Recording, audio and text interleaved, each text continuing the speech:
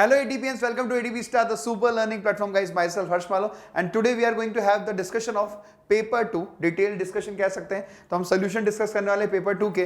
तो स्टार्ट करते हैं सबसे पहले सवाल का. I will be giving the analysis of the paper also कि कैसा क्वेश्चन था, इजी था, मॉडरेट था, टफ था. We will also discussing that thing also. तो स्टार्ट करते हैं सबसे पहले सवाल से. Let's begin the session. तो सबसे पहला सवाल जो है दैट इज दिस वन.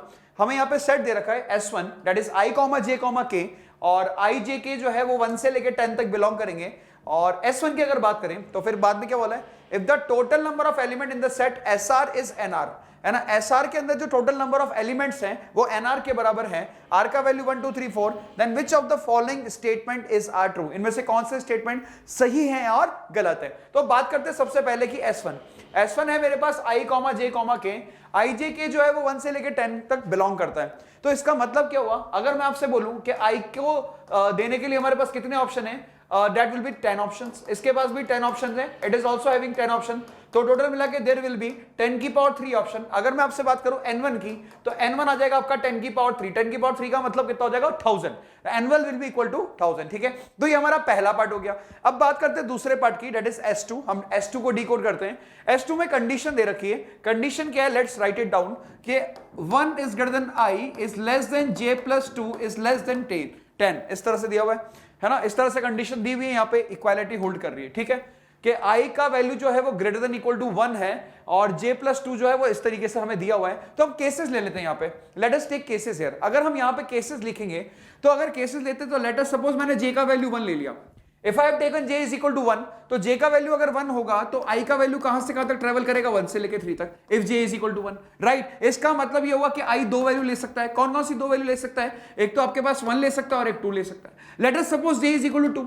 अब J का वैल्यू अगर 2 के बराबर हो गया, दैट मींस व्हाट, इसका मतलब ये हुआ कि ये वैल्यू जो है I का वो ट्रेवल करेगा 1 से लेके कहां तक, 4 तक. इसका मतलब I की कितनी वैल्यूज आ जाएगी, 3, 1, 2, 3. तो इस तरह से हमें वैल्यू मिलती जाएगी J के करस्पॉन्डिंग. फिर J का वैल्यू 3 होगा, 4 होगा. लास्ट में अगर अपन बात करें कि J का 2 है तो I की वैल्यू 3 मिल रही है. J का वैल्यू 1 है तो I की 2 वैल्यू मिल रही है. ऐसे ही J का वैल्यू अगर 3 होगा तो you will be getting 4 values. इस तरीके से अगर J का वैल्यू 8 आएगा, ऑब्वियस सी बात है 8 तक ही जाएंगे, 8 से ज्यादा नहीं जाएंगे, क्योंकि 8 लेंगे तो 8 प्लस 2 10 हो जाएगा. तो यहां पे अगर आप देखेंगे तो कितनी वैल्यूज आ जाएगी, 9 वैल्यूज आ जाएंगी I की, है ना. J को अगर अपन 8 लेंगे तो इट विल बी 9 वैल्यूज. तो टोटल मिला के कितनी वैल्यूज आ जाएंगी, टोटल मिला के वैल्यू हो जाएगी 2 प्लस 3 प्लस 4 से लेके कहां तक 10. जितने ऑर्डर्ड पेयर हमारे सामने आएंगे तो 2 से लेके 10 तक इसका सम कितना हो जाएगा, ये हो जाएगा 10 into 10 plus 1 divide by 2 minus का 1. तो इट विल बी व्हाट, अगर हम बात करें 2 से लेके अगर मुझे नहीं सॉरी 10 तक नहीं जाएगा, इट विल बी टिल 9. तो यहां पे अगर 9 तक जाएगा तो सोल्यूशन की बात करें तो कितना हो जाएगा, इट विल बी 9. ओके, तो it will be 9 into 9 plus 1 divided by 2 minus का 1 and it turns out to be 44. तो ये हमारा N2 के बराबर आ जाएगा, that will be equal to 44. तो यहां पे N2 इज इक्वल टू 44, ये भी सही हो जाएगा. N1 इज इक्वल टू 1000, ये भी हो जाएगा. N3 की बात करते हैं. What is N3?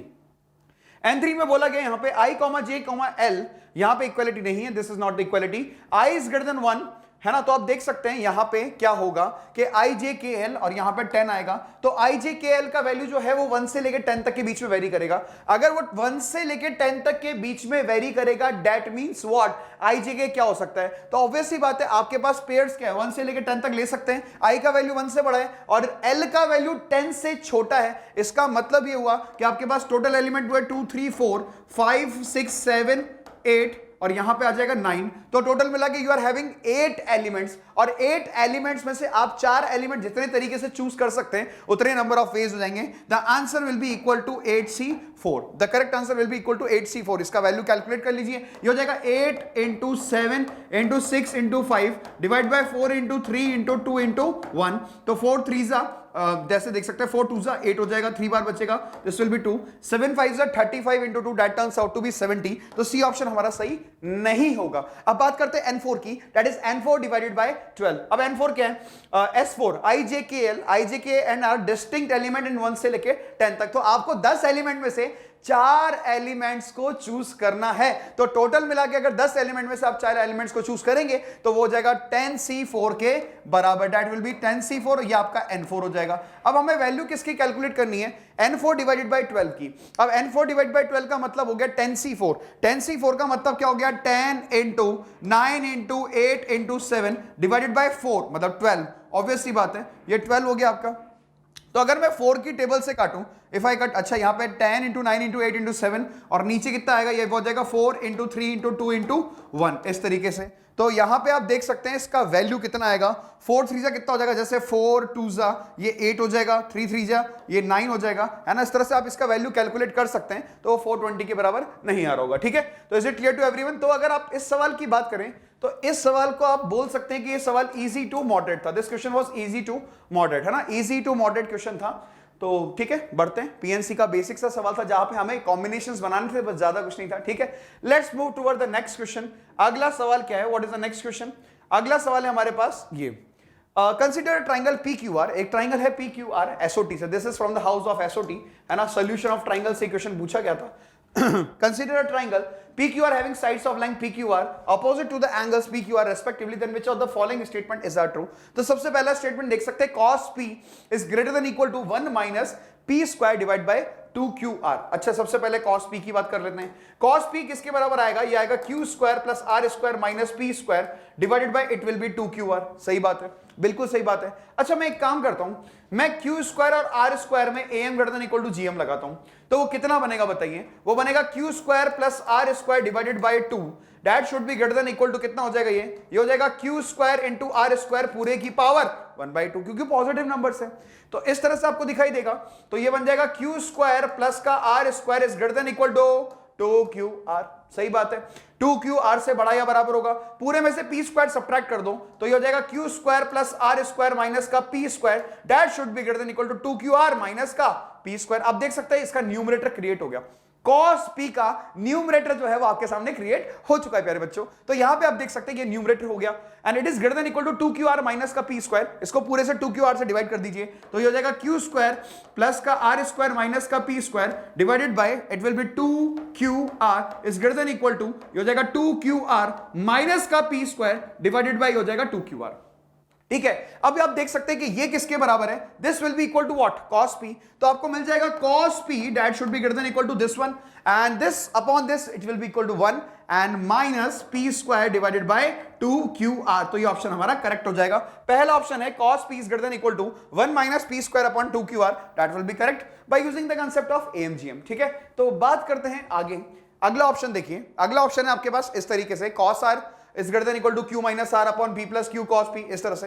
तो P प्लस Q दोनों का एलसीएम है और P प्लस Q एक पॉजिटिव क्वांटिटी है, तो हम क्रॉस मल्टीप्लाई कर सकते हैं। तो क्रॉस मल्टीप्लाई करेंगे तो ये बन जाएगा बेटा P, it will be cos of R plus का Q cos of R is greater than equal to, इसको मल्टीप्लाई करते हैं, ये हो जाएगा आपका Q cos ऑफ P, है ना, Q इंटू में cos of P minus R into cos of P plus ये हो जाएगा P इंटू में cos ऑफ Q, सही बात है, और माइनस R इंटू में cos ऑफ Q, सही बात है। अब इसको इधर लेके आ जाइए, ये है P cos R प्लस का R cos P, ये आपका बन जाएगा Q, सही बात है ना। प्रोजेक्शन फॉर्मूला याद है, प्रोजेक्शन फॉर्मूला A बराबर B cos C plus C cos B। इसी तरह से देख सकते हैं कि P cos R प्लस का R cos P, ये Q बन जाएगा। प्लस आप देखिए Q cos R है, Q cos R है, तो हमें क्या मिलेगा, R cos Q, ये इस तरफ आएगा तो ये प्लस का P बन जाएगा, सही बात है ना। Q क्रॉस R प्लस का R cross Q, that should be greater than equal to, अब यहां पे क्या क्या बचा RHS में, Q cos P प्लस का P cos Q, that will be equal to R। यानी आप देख सकते हैं कि sum of two sides is always greater than equal to the third side. इसका मतलब ये वाला ऑप्शन भी क्या हो जाएगा, हमारा करेक्ट हो जाएगा। Let's move toward the third question, Q plus R divided by 2 P is less than equal to, ये तो थर्ड क्वेश्चन पे बात कर लेते हैं। थर्ड में क्या दिया हुआ है, हम सबसे पहले बात कर लेते हैं Q plus R divided by 2, ऐसे कर लेते हैं।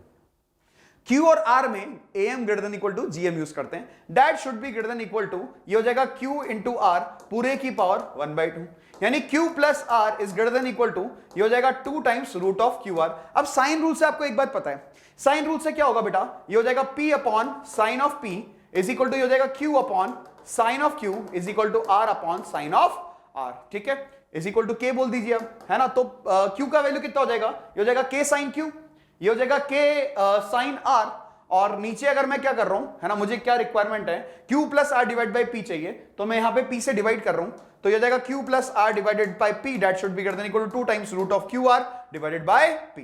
सही बात है, यहां तक पहुंच गए। इसके बाद क्या करना है, इसके बाद ग्रेटर देन इक्वल टू यहां पे वैल्यूज पुट कर दीजिए, तो k जो है वो कैंसिल हो जाएगा न्यूमरेटर और डिनोमिनेटर से। It will be 2 times under root of q is what, it will be sin q, r is what, it is sin r, divide by p is what, sin of p। तो you can see what will be the option. Option अगर हम check करें तो यहां पे इस तरह से दिया हुआ है लेस देन, इसका मतलब ये ऑप्शन नहीं हो सकता, क्योंकि हमें जो आंसर मिल रहा है वो क्या मिल रहा है, ग्रेटर देन इक्वल टू मिल रहा है। ठीक है, ठीक है बच्चों, ठीक है, आगे बढ़ते हैं नेक्स्ट बात की तरफ। अगला सवाल है, अच्छा अगला ऑप्शन तो आप ऐसे भी रिजेक्ट कर सकते हो, देखिए कैसे। अगला ऑप्शन कैसे रिजेक्ट कर सकते हो, आपको क्या बोला गया है कि cos ऑफ r जो है वो बड़ा होगा p बाय q से। ऑब्वियस सी बात है, मैंने r को 90 डिग्री ले लिया, if I take r is equal to 90 degree, भाई कोई भी चीज अगर वैलिड है तो ईच एंड एवरी केस के लिए वैलिड है, और ईच एंड एवरी केस के लिए वैलिड है तो हर यहां पे भी वैलिड होगी। तो मैंने r को 90 डिग्री ले लिया, अगर r को मैंने 90 डिग्री लिया तो cos 90 कितना हो जाएगा, 0, तो 0 is greater than p by q, तो यहां से आप देख सकते हैं p लेस देन 0 आ जाएगा। अगर p लेस देन 0 आ गया तो वैसे भी ऑप्शन सही नहीं हो सकता, ठीक है ना, p लेस देन 0 नहीं हो सकता क्योंकि p को पॉजिटिव होना पड़ेगा। ठीक है बच्चों, चलिए आगे बढ़ते हैं नेक्स्ट बात की तरफ। होपफुली आपको ये सवाल समझ में आ गया होगा। Let's move toward the next question. अगला सवाल क्या है, ठीक है, अगला सवाल है हमारे पास दिस वन। हाँ, यहां पे कंडीशन देखिए, एक फंक्शन है जो -π/2 से लेके π/2 के बीच में डिफाइंड है, be a continuous function such that f of 0 का वैल्यू हमें 1 दे रखा है, एंड 0 से लेके π/3 ft dt इसका वैल्यू 0 के बराबर है, then which of the following is are true. देखिए सबसे पहले इक्वेशन देखिए, fx एक कंटीन्यूअस फंक्शन है, दिया हुआ है सवाल में साफ साफ, ठीक है। The equation fx minus 3 cos 3x has at least one solution in 0 से π/3। जब भी हमें ऐसा दिखता है कि 0 से π/3 के बीच में हमें सोल्यूशन चेक करना है तो हमारे दिमाग में सबसे पहले क्या आता है, रोलिस थ्योरम आता है। अब रोलिस थ्योरम क्या कहता है कि हमें एक फंक्शन अज्यूम करना पड़ेगा, late us suppose that function is hx, तो मैंने hx क्या अज्यूम कर लिया, देखिएगा 0 से लेके x, it will B fx minus का 3 cos ऑफ 3x, इस तरह से मैंने fx को hx को अज्यूम कर लिया। सही बात है। अच्छा एक बात जानते हैं कि रोलिस थ्योरम में क्या कंडीशन होती है, सबसे पहली बात तो फंक्शन कंटीन्यूअस होना चाहिए, a से लेके b के बीच में डिफरेंशिएबल होना चाहिए, a से लेके बीच में, और f ऑफ a बराबर f ऑफ b होना चाहिए, और जिस इक्वेशन के रूट्स के बारे में बात की जाती है उसको f डैश x अज्यूम किया जाता है। तो आप देखिए इस इक्वेशन के मैं h डैश x निकाल रहा हूं, by Newton Leibniz formula h dash x कितना आ जाएगा, यह आ जाएगा fx minus 3 cos of 3x, यानी हमें चेक करना है इसके रूट्स के बारे में। अगर इसके रूट्स के बारे में चेक करना है तो मुझे एक बात बताइए, तो hx की हमें कंडीशंस चेक करनी पड़ेगी। भाई जिसके रूट्स होते हैं वो तो h डैश होगा, और जिसकी कंडीशन चेक करनी होती है वो hx होता है। तो hx कंटीन्यूअस है क्या, सबसे पहले आप एक चीज चेक कीजिए, ऑब्वियस ही बात है fx भी कंटीन्यूअस है, cos 3x भी कंटीन्यूअस है, तो कंटीन्यूअस है, डिफरेंशिएबल तो है, बस बाउंड्री पॉइंट्स पे वैल्यू चेक करना है 0 और π/3 पे। कोई बताएगा h ऑफ 0 कितना आएगा, definitely it will be 0, h of 0 का वैल्यू डायरेक्टली 0 आ जाएगा। अगर हम बात करें h ऑफ π/3 की, तो h ऑफ π/3 आप कैलकुलेट करेंगे तो ये हो जाएगा 0 से लेके π/3, it will be f of x minus 3 cos of 3x। Let's integrate this, 0 से लेके π/3 f ऑफ x dx, इसका वैल्यू 0 ऑलरेडी दिया हुआ है ना, चाहे ft dt हो चाहे fx dx हो, उसका वैल्यू तो कितना आएगा, 0 के बराबर आएगा। 0 माइनस का 3 बार आ जाएगा, cos 3x का इंटीग्रेशन हो जाएगा sin 3x डिवाइडेड बाय 3, 3 से 3 कट जाएगा और लिमिट लग जाएगी 0 से π/3। जब आप π/3 पुट करोगे तब भी उसका वैल्यू 0 आएगा, और 0 पुट करोगे तब भी उसका वैल्यू 0 आएगा। यानी हमें एक चीज पता लग गई कि 0 पे भी वैल्यू 0 आ रहा है और h ऑफ π/3 भी सेम आ रहा है, यानी दोनों पे वैल्यू सेम आ रही है। What does it means, Rolle's theorem is satisfied. इसका मतलब इस इक्वेशन का एक रूट कम से कम किसका, h डैश x का। h डैश x क्या है यहाँ पे, fx माइनस 3 cos 3x का एक रूट जरूर आएगा कम से कम 0 से π/3 के बीच में, ठीक है। अब हम बात करते हैं दूसरे ऑप्शन की। दूसरा ऑप्शन यानी पहला ऑप्शन तो सही हो गया, दूसरे ऑप्शन की बात करते हैं। दूसरा ऑप्शन है fx माइनस 3 sin 3x, तो हम एक नया फंक्शन मान लेते हैं gx, है ना, और gx क्या हो जाएगा, 0 से लेके x, ये हो जाएगा fx माइनस का 3 sin 3x प्लस का 6/π बच्चों, ठीक है। तो अपन यहां से g डैश x की बात करें तो g डैश x कितना आ जाएगा, वही जिसके बारे में हम बात करने वाले हैं, fx minus 3 sin 3x right, plus का 6/5 बाई न्यूटन लैमनीज फॉर्मूला। अब यहां पे g ऑफ 0 निकालिए, अगर आप 0 कैलकुलेट करेंगे तो उसका वैल्यू 0 आ जाएगा। सिमिलरली आप g ऑफ π/3 निकालिए और g ऑफ π/3 भी कितना आ जाएगा, 0, that you can calculate. g of π/3 भी निकल जाएगा, ये तो पार्ट 0 हो जाएगा, इस पार्ट की वैल्यू 0 आ जाएगी, cos 3x है ना, देख लेना, है ना, तो ये 0 आ जाएगा। तो अगर 0 आ जाएगी पूरी वैल्यू, इसका मतलब ये क्या है, ये फंक्शन क्या है, केस में भी रोलिस थ्योरम लग रही है, इसका मतलब 0 से π/3 के बीच में इसका भी कम से कम एक रूट जरूर आएगा, तो बी ऑप्शन भी आपका सही हो जाएगा। अब बात करते हैं तीसरे ऑप्शन की। तीसरे ऑप्शन को चलिए इधर लिख देते हैं। तीसरे ऑप्शन में आपको बोला हुआ है कि limit x tending to 0। What? Limit x tending to 0, हमें यह पता है it will be x integration 0 से लेके x, 0 से लेके x, it is what ft dt divide by 1 minus ft dt divided by 1 minus e की पावर x स्क्वायर। सबसे पहले माइनस कॉमन निकाल लीजिए। अगर आप माइनस कॉमन निकालेंगे तो ये हो जाएगा लिमिट x टेंडिंग टू 0, -1 बाहर आ गया, ये x, ये हो जाएगा 0 से लेके x, it will be ft into D T divide by ये हो जाएगा e की पावर x स्क्वायर माइनस का 1। आर्ग्यूमेंट 0 को जा रहा है तो ये अपने आर्ग्यूमेंट से रिप्लेस हो जाएगा by the formulas of limits. तो आप इसको सीधा कितना लिख सकते हैं, दिस इज नॉट x1 है ना, दिस इज ओनली x। तो अगर हम बात करें यहां पे तो ये हो जाएगा x स्क्वायर से रिप्लेस हो जाएगा, this is replaced by x square, तो x x कैंसिल हो जाएगा, तो डिनोमिनेटर में केवल x बचेगा, तो माइनस तो बाहर आ गया। ये हो जाएगा limit x tending to 0, it will be what 0 से लेके x, it will be ft dt divided by x. Now you can see if you put x is equal to 0, तो ये डिनोमिनेटर और न्यूमरेटर क्या हो गए 0 by 0 फॉर्म है, hence you can apply the LH rule, तो it will be what minus, it will be f of 0 divided by 1 minus f of 0. What is f of 0? f of 0 का value आपको पता है, it is equal to 1, तो f of 0 का value अगर 1 दिया हुआ है तो ये पूरा आंसर कितना आ गया -1 के बराबर, और ऑप्शन नंबर सी जो है वो -1 के बराबर दे रखा है, तो ऑप्शन नंबर सी हमारा क्या हो जाएगा, सही हो जाएगा। ऐसे ही ऑप्शन डी की बात करें तो sin x किससे रिप्लेस हो जाएगा, sin x x से रिप्लेस हो जाएगा, sin x अगर x से रिप्लेस हो जाएगा तो x कैंसिल, नीचे x बचेगा, तो यहां पे आपके पास क्या मिलेगा, इसका वैल्यू 1 आएगा, है ना, ये बनेगा सेम चीज, है ना, तो आप चेक कर सकते हैं ये आपका ऑप्शन नहीं होगा। तो this problem was a recurring problem, बार बार ये प्रॉब्लम पूछी जाती है रोलिस थ्योरम वाली के किसी भी इंटरवल में, इसका बेसिक बच्चा जानता है ना, तो इसको भी हम मॉडरेट ही क्वेश्चन बोलेंगे, इसको हम इजी भी बोल सकते हैं, मॉडरेट भी बोल सकते हैं, पर ये पूरा सवाल मॉडरेट था क्योंकि बच्चे ऐसे सवालों की प्रैक्टिस जरूर करके जाते हैं कि रोलिस थ्योरम का कंसेप्ट क्या होता है कि सारी कंडीशंस तो आपका f x सेटिस्फाई करता है और जिसके रूट्स चेक किए जाते हैं वो f डैश x होता है, ठीक है ना। चलिए तो आगे बढ़ते हैं नेक्स्ट बात की तरफ। तो ये मॉडरेट सवाल था, इतना कोई डिफिकल्ट सवाल नहीं था, you might have done it this, है ना, आपने कर दिया होगा इजीली। नेक्स्ट क्वेश्चन की तरफ बढ़ते हैं। What is the next question? ये हमारा अगला सवाल है, this is from the house of differential equation, और आप इसको आसान नहीं कह सकते, this was a easy, not a easy problem, it is moderate to tough. अब यहां पे एक चीज नोटिस कीजिए आप, ये आपको दिख रहा होगा इस इक्वेशन को देख के कि ये लीनियर डिफरेंशियल इक्वेशन है। If this is a linear differential equation तो सॉल्व करने का तरीका क्या होता है, we have to take integrating factor. तो यहां पे इंटीग्रेटिंग फैक्टर की अगर बात की जाएगी तो y ऑफ 1 का 1 है, इसका मतलब 1, 1 से पास कर रहा है कर, y ऑफ 1 क्या है 1। इंटीग्रेटिंग फैक्टर क्या हो जाएगा, e की पावर में integration alpha into dx, that will be equal to e की power alpha into x, e की पावर अल्फा इंटू x। अब e की पावर अल्फा इंटू x बन जाएगा तो सोल्यूशन कैसे लिखते हैं, y इंटू में integrating factor, that will be equal to this one, integration of integrating factor into में this one, x into e की power of beta x into में dx, तो ये जाएगा y इंटू में e की power alpha x, that will be equal to integration of e की power, it will be alpha plus beta into में x into dx, right. इस तरह से अपन ने लिख दिया, ठीक है। अब मैं केस मान लेता हूं, let us take one case. अगर मैं एक केस की बात करूं कि अल्फा प्लस बीटा का वैल्यू 0 हो गया, अब अल्फा प्लस बीटा का वैल्यू अगर 0 हो गया, अल्फा प्लस बीटा का वैल्यू अगर 0 हो गया, इसका मतलब ये हो जाएगा y इंटू e की power alpha x, that will be equal to e की पावर 0 1 हो जाएगा, x इंटू dx हो जाएगा, ये हो जाएगा x स्क्वायर बाय 2 प्लस का c।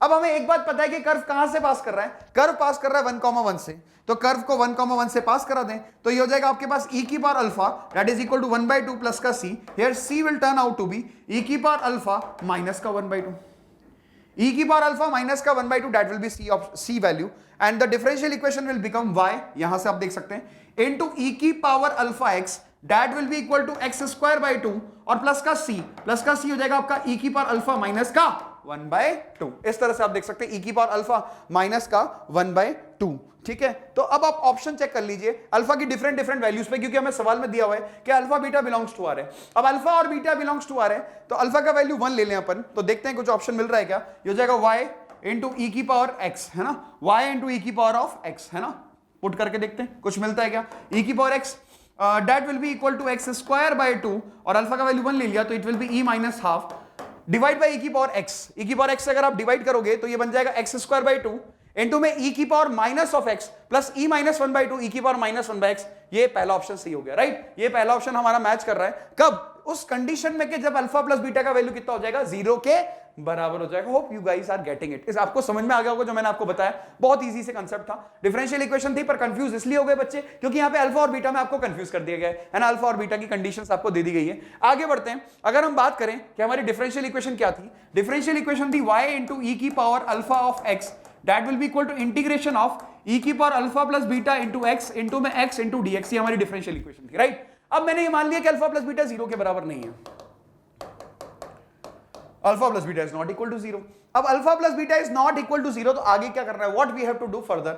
अब जीरो के बराबर नहीं है तो हमें इसका इंटीग्रेशन करना पड़ेगा। अगर हम इसका इंटीग्रेशन करेंगे तो this part will remain same, y into e की power alpha x that is equal to, अगर यहां पे अब बात करें तो इसका इंटीग्रेशन क्या होगा, what will be the integration of this, we should apply by parts. हम यहां पे बाय पार्ट्स अप्लाई करेंगे तो x की अगर बात करें तो x तो वैसा का वैसा इंटीग्रेशन ऑफ ई की power alpha plus beta into x will become this, है ना, divided by alpha plus beta minus integration, what is the differentiation of x, it is 1, then it is again alpha plus beta into में x divided by alpha plus beta into में कितना हो जाएगा dx, फिर से एक और बार integration करना पड़ेगा, तो y into e की power alpha x that is equal to x e की पावर में alpha plus beta into x, है ना। some might have not done this problem because of alpha plus beta, they have got confused in the alpha plus beta। तो यहां पे आप देख सकते हैं बन जाएगा e की पावर में अल्फा प्लस बीटा इंटू में x divided by alpha plus beta का होल स्क्वायर, राइट। अब यहां पे एक काम करिए कि अल्फा प्लस बीटा के होल स्क्वायर, तो आप x और y को 1 पुट कर दीजिए। x और y को अगर 1 पुट कर देंगे to find the value of c, यहां पे आपका c आ रहा है प्लस का c आफ्टर इंटीग्रेशन, तो ये आपको मिल जाएगा कितना, e की power alpha that is equal to e की power alpha plus beta whole divided by alpha plus beta, right, और माइनस e की power alpha plus beta divided by alpha plus beta का होल स्क्वायर, और it will be what, plus का c। Here you will get the value of c, तो c का value आपको कितना मिल गया यहां से, ये हो गया e की पावर अल्फा माइनस में e की power alpha plus beta divided by alpha plus beta plus e की पावर में alpha plus beta upon alpha plus beta का होल स्क्वायर। ये c का वैल्यू जो आपके पास निकला है इसको यहां पुट कर देंगे। अब c का वैल्यू अगर यहां पे पुट कर देंगे तो आपको डिफरेंशियल इक्वेशन दिखाने ले जाएगी, मतलब दिखने लग जाएगी, सॉरी, और डिफरेंशियल इक्वेशन अगर दिखने लग जाएगी तो अल्फा और बीटा की डिफरेंट वैल्यूज पे आप ऑप्शंस को चेक कर सकते हैं, जैसे कि a b c d जो भी ऑप्शन आएगा आप बहुत इजीली चेक कर सकते हैं। Hope you can do this question, आप आगे कंटिन्यू कर सकते हैं, ठीक है बच्चों। चलिए आगे बढ़ते हैं नेक्स्ट सवाल पे। What is the next question, अगला सवाल है ये from the house of vector, easy question था, है ना। अगर उस सवाल की बात करें तो मैंने आपको बता दिया, इस सवाल की अगर बात करें तो मॉडरेट टू टफ, है ना, मॉडरेट टू टफ था ये सवाल, है ना, इजी नहीं था वैसे तो देखा जाए तो क्या क्या कंडीशन हमें दे रखी है, what are the given conditions. तो गिवन कंडीशंस के ऊपर अगर अपन बात करना चाहें, if you talk about the given condition, तो सबसे पहले देखिए OA वेक्टर हमें पता है, OB वेक्टर हमें पता है, OC वेक्टर हमें दिया हुआ है, और OB क्रॉस OC की बात करें दैट इज इक्वल टू 9/2। तो पहले इसी इक्वेशन से स्टार्ट करते हैं, बाकी ऑप्शंस हम चेक कर लेंगे, ठीक है। तो OB क्रॉस OC 9/2 है, तो OB वैसा का वैसा, दिस इज OB। अगर मैं बात करूं OC की, the given value of OC is like this is equal to half, it will be OB vector minus का lambda times of OA vector and the magnitude of that will be equal to 9/2, right? OB cross OB will become 0, 2 से 2 cancel हो जाएगा, it will become mod के अंदर lambda times of, it will be OB cross OA, this will be OB cross OA and that will be equal to 9। अब यहां पे हमें OB cross OA calculate करना पड़ेगा, we have to calculate OB cross OA। तो जब आप OB cross OA को कैलकुलेट करेंगे तो वो 9 के बराबर आएगा, कर लेंगे आप। OB क्रॉस OA का मतलब क्या होगा, दिस इज OB वेक्टर पता है आपको, OA भी पता है, तो आप कैलकुलेट करेंगे तो that turns out to be 9, है ना। इसका मैग्नीट्यूड ऑब्वियसली बात है, magnitude of lambda into magnitude of OB cross OA that will be equal to given equal to 9। तो इसका वैल्यू आ रहा है 9 के बराबर, तो ये 9 के बराबर आएगा तो 9 से 9 कट जाएगा, mod of lambda is equal to 1 आ जाएगा। मॉड ऑफ लैम्डा अगर 1 आ जाएगा तो लैम्डा वैल्यू कितना आ जाएगा, एक तो 1 आ जाएगा, एक -1 आ जाएगा, -1 रिजेक्ट हो जाएगा, उसके पीछे कारण क्या है, गिवन है, लैम्डा पॉजिटिव है। अब लैम्डा पॉजिटिव है तो लैम्डा का वैल्यू 1 आ गया, अगर लैम्डा का वैल्यू 1 आ गया तो what we can do now, हम लैम्डा का वैल्यू 1 पता लग चुका है तो OC वेक्टर आ जाएगा, OC वेक्टर आ जाएगा। OC वेक्टर क्या बनेगा देखिए, हमें मिल जाएगा OC vector is equal to half of what, OB minus OA, this will be OB vector minus OA vector, और ये हमें पता है, तो OC vector will be equal to half, what is OB vector, ये रहा I minus 2j plus 2k, I minus 2j plus 2k, है ना, it will be I minus 2j plus का 2k हो जाएगा, ये आपका OB वेक्टर हो गया। माइनस OA वेक्टर की बात करें तो ये आपका हो जाएगा OA vector 2i plus 2j plus k, 2i plus 2j plus k, it will be 2i plus का 2j और plus it will be k cap, right. तो ये आपको मिल जाएगा OC vector is equal to half of I cap minus 2 I cap, it will be minus का I cap, minus 2 I cap minus 2 J cap, it will be minus का 4 J cap, और plus 2 minus 1 it will be K cap. तो ये आपके पास OC vector आ जाएगा बेटा, और OC vector अगर मैं फिर से लिखना चाहूं तो ये minus I cap by 2 आ जाएगा, minus 2 J cap आ जाएगा, प्लस का it will be K cap divided by 2. This will be your OC vector. Calculation आप देख सकते हैं, ओसी वेक्टर हमने निकाल लिया. अब हमें क्या क्या चाहिए, व्हाट वी आर नोन. अब हमें सब कुछ पता लग चुका है, ओसी वेक्टर पता है तो सब कुछ पता है. मेन था लैम्डा का वैल्यू निकालना, वो हम निकाल चुके हैं. प्रोजेक्शन ऑफ ओसी ऑन ओए, ओसी का प्रोजेक्शन ओए पे निकालना है तो किस फॉर्मूले से निकाला जाएगा बेटा, ओसी डॉट ओए वेक्टर डिवाइडेड बाय ओए वेक्टर, इस पूरे का magnitude. You will got the answer, OC dot ओए डिवाइडेड बाय ओए, मैग्नीट्यूड निकल जाएगा. एरिया ऑफ ट्राइंगल ओएबी, अब ओएबी का ट्राइंगल का एरिया निकालना है तो एरिया ऑफ ट्राइंगल ओएबी का मतलब क्या होगा, area of triangle OAB that will be equal to OA cross OB का मैग्नीट्यूड डिवाइडेड बाय 2. ओए क्रॉस ओबी का मैग्नीट्यूड डिवाइड बाय 2. अब आपको ओए वेक्टर पता है क्या, ये रहा, ओबी वेक्टर पता है क्या, वो रहा, उनका मैग्नीट्यूड डिवाइड बाय 2 कर लेंगे. अब बात है ना, मतलब हो जाएगा, ऑब्वियस ही बात है. आपने ओए क्रॉस ओबी तो निकाल ही लिया था, कितना आ रहा था 9 के बराबर, तो 9/2 आ जाएगा. बिल्कुल सही है, बिल्कुल सही है, तो सही हो जाएगा. फिर एरिया ऑफ ट्राइंगल एबीसी, हाँ ये दिक्कत है. एरिया ऑफ ट्राइंगल एबीसी कैसे कैलकुलेट करेंगे, अगर हम बात करें एरिया ऑफ ट्राइंगल एबीसी की तो हो जाएगा हाफ बेटा magnitude of AB cross AC. अब बात क्या रही है, आपको एबी भी निकालना पड़ेगा और एसी भी निकालना पड़ेगा. तो एबी वेक्टर किसके बराबर हो जाएगा, that will be equal to OB vector minus का ओए वेक्टर. ओबी वेक्टर भी पता है, ओए वेक्टर भी पता है, खत्म. और बात करें हम एसी वेक्टर की तो ये हो जाएगा आपका ओसी वेक्टर माइनस का ओए वेक्टर, तो ये भी आपको पता है. तो एबी वेक्टर भी पता लग जाएगा और एसी वेक्टर भी पता लग जाएगा. अगर दोनों पता लग जाएंगे इसका मतलब क्या है, सवाल फिनिश है ना, सवाल क्या है, खत्म हो जाएगा, खलास, एकदम फिनिश, किल्ड. ठीक है, समझ में आता है. और एंगल निकालना, the acute angle between the diagonals of the parallelogram with adjacent side ओए एंड ओसी. तो डायगोनल्स के बीच का एंगल निकालना, तो डायगोनल्स के बीच का एंगल कैसे निकालेंगे, पहली डायगोनल आएगी इन दोनों का सम और दूसरी डायगोनल आएगी इन दोनों का डिफरेंस. जैसे अगर पैरेललोग्राम में बात करें, अगर आपको पता है कि डायगोनल्स ये है, दिस इज एडजेसेंट साइड, ये आपका ए वेक्टर है, ये आपका बी वेक्टर, तो डायगोनल्स क्या बनती है, एक तो a vector plus b vector बनती है और एक a vector minus b vector बनती है. तो एंगल कैसे निकलेगा, a plus b dot a minus b divide by दोनों के magnitude. Is it clear to everyone, सबको समझ में आता है. तो अगर मैं सवाल की बात करूं तो मॉडरेट कह सकते हैं, मतलब टफ तो नहीं था, पर क्या होता है कि उस इंस्टेंट ऑफ टाइम पे किसी भी सवाल को सॉल्व करना आई कैन अंडरस्टैंड. मैं बहुत अच्छे से इस चीज को समझ सकता हूं, मैं आपकी भावनाओं को बहुत अच्छे से समझ सकता हूं कि आप लोगों को कितना प्रॉब्लम हुआ होगा, कितना प्रॉब्लम होता है. देखिए जो भी आपके साथ हुआ है ना, डोंट फ्रस्ट्रेट, है ना, परेशान होने की जरूरत नहीं है बेटा. आपका पेपर खराब भी हुआ है तो प्लीज परेशान मत हो. एक बात मैं आपको हमेशा बोलता हूं कि a piece of paper can not decide your future. आपका भविष्य एक पीस ऑफ पेपर डिफाइन नहीं कर सकता. You will get a lot of opportunity in your life. बस ये कॉन्फिडेंस रखना है, अपने आप पे भरोसा रखना है, आप जरूर अच्छा करेंगे अपनी जिंदगी में. बट ये बात ध्यान रखना, ऐसा नहीं है कि हमारा सिलेक्शन नहीं हुआ आईआईटी में तो अपनी लाइफ में हम कुछ नहीं कर सकते. You can do a lot of things, है ना. बट मैं समझ सकता हूं कि आपका ड्रीम था, आपका सपना था, आप उसके लिए जीते हो, है ना. आपने दिन रात मेहनत किए और कहीं ना कुछ गलती की वजह से हमारे पेपर बिगड़ गया या जो भी है व्हाटएवर. तो प्लीज परेशान मत होना, निराश मत होना. There are lots of opportunity जहां आप अच्छा कर सकते हैं, अपने लिए भी, अपने पेरेंट्स के लिए भी. ठीक है, चलिए आगे बढ़ते हैं. Let's move toward the next question. अगला सवाल क्या है बेटा, यहाँ पे अगला सवाल है हमारे पास दिस वन.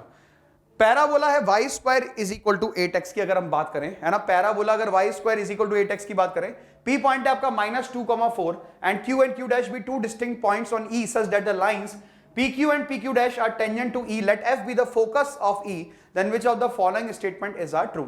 अब पैराबोला बना लेते हैं बाबा. सबसे पहले y square is equal to 8x, ये आपका पैराबोला आ गया. y square is equal to 8x, this is y square is equal to 8x.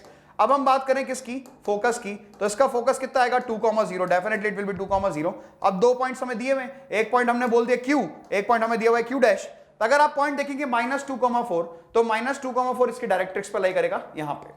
This is P point -2,4. बस ये पहचानना था. जिस बच्चे ने ये पहचान लिया ना कि P पॉइंट -2,4 इसके डायरेक्ट्रिक्स पर लाई करेगा, ऑब्वियस सी बात है वो सवाल कर चुका था. अब यहां पे बात करें Q and Q dash be two distinct point on E ellipse के ऊपर such that the line PQ and PQ dash are tangent to E.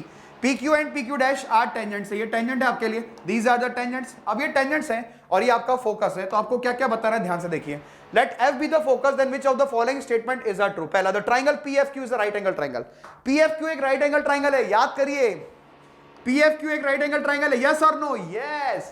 The portion of a tangent intercepted between the directrix and point of contact subtend a right angle at the focus. ये properties बताई जाती है, parabola की property है क्या, the portion of tangent intercepted between directrix and the point of contact subtend angle right angle at the focus, मतलब ये 90 degree होगा, इसका मतलब पहला ऑप्शन बिल्कुल सही हो जाएगा।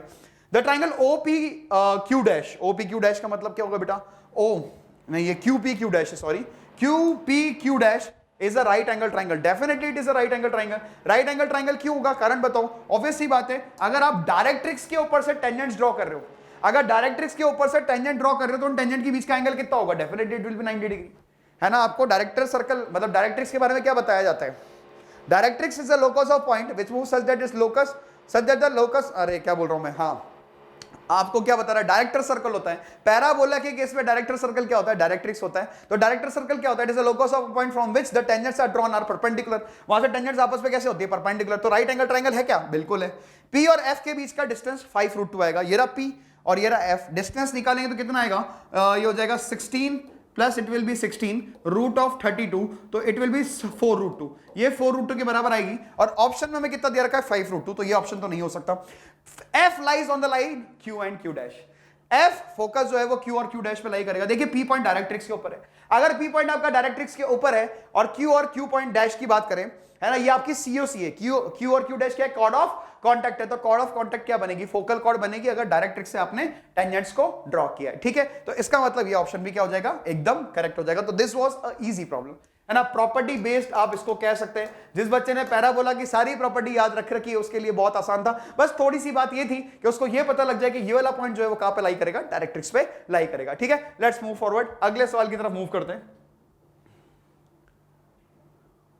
This is the next question and it is a passage, है ना, ये आपका पैसेज है जो कि पूछा गया एग्जाम में, और वैसे तो इस तरह के पैसेजेस काफी बार पूछे जा चुके हैं, बट फिर भी अपन एक बार डिस्कस कर लेते हैं कि इस पैसेज में आपसे क्या क्या पूछा गया है ना। वैसे तो डिस्कस करना ही ऑब्वियसली बात है, वी हैव टू डिस्कस, है ना। तो यहां पे क्या दे रखा है, देखो f1x क्या है, f1x है 0 से लेके x, product of j is equal to 1 से लेके 21 t माइनस j की पावर j। अगर आप यहां पे एक चीज देखेंगे f1x के बारे में, तो मैं आपके सामने f1x लिख देता हूं पहले, प्रोडक्ट है मतलब 0 से लेके x की बात कर रहे हैं, प्रोडक्ट क्या होगा बेटा, ये हो जाएगा t माइनस 1 की पावर 1, t माइनस 2 की पावर 2, t माइनस 3 की पावर 3, और लास्ट में आ जाएगा बेटा t माइनस 21 की पावर 21। ये आपका f1x हो गया, ये लिख लिया होगा आपने, बहुत इजीली लिख लिया होगा। अब क्या करें, हमें बताना है क्या, where for any positive integer n and m real numbers, product ये denotes the product of this mi and ni, mi और ni respectively denote the number of points of local minima and the number of point of local maxima. mi तो minima के points है और ni जो है वो maxima के points हैं।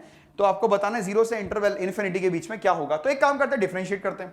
मैक्सिमा मिनिमा की बात करिए तो f1 डैश x आएगा, f1 डैश x आएगा, तो डिफरेंशिएट करेंगे तो ये बेटा हो जाएगा x माइनस 1, ये हो जाएगा x माइनस 2 का होल स्क्वायर, x माइनस 3 का होल क्यूब, और फाइनली हो जाएगा x माइनस 21 की पावर 21 बाय न्यूटन लेमनीज फॉर्मूला। आपने इसको डिफरेंशिएट कर दिया, आपको f डैश x आ गया, f1 डैश x आ गया। अब f डैश x 1 की बात करें तो ये किस किस पॉइंट पे 0 हो रहा है ये हमें चेक करना है। अच्छा देखिए, जो इवन वाले उसके ऊपर इवन पावर आएगी, वो कभी भी आपको साइन चेंज नहीं देंगे, इसका मतलब उस पे ना तो मैक्सिमा आएगा ना फिर मिनिमा आएगा। फॉर एग्जांपल x माइनस 2 का होल स्क्वायर, साइन चेंज होगा ही नहीं कभी भी, x माइनस 4 की पावर 4 साइन चेंज नहीं होगा। तो साइन चेंज कहां पे होगा सर, एक तो 1 पे होगा, 3 पे होगा, 5 पे होगा, 7 पे होगा, 9 पे होगा, 11 पे होगा, 13 पे होगा, 15 पे होगा, 17 पे होगा, मैं सारे लिख ही देता हूं, 19 पे और 21 पे। अब ये पता लगा रहा है कि मैक्सिमा और मिनिमा कहां से आएगा, तो ऑब्वियस ही बात है स्टार्ट कहां से करेंगे, प्लस से, then minus, then plus, then minus, then plus, then minus, then plus, then minus, then plus, then minus, then plus, then minus.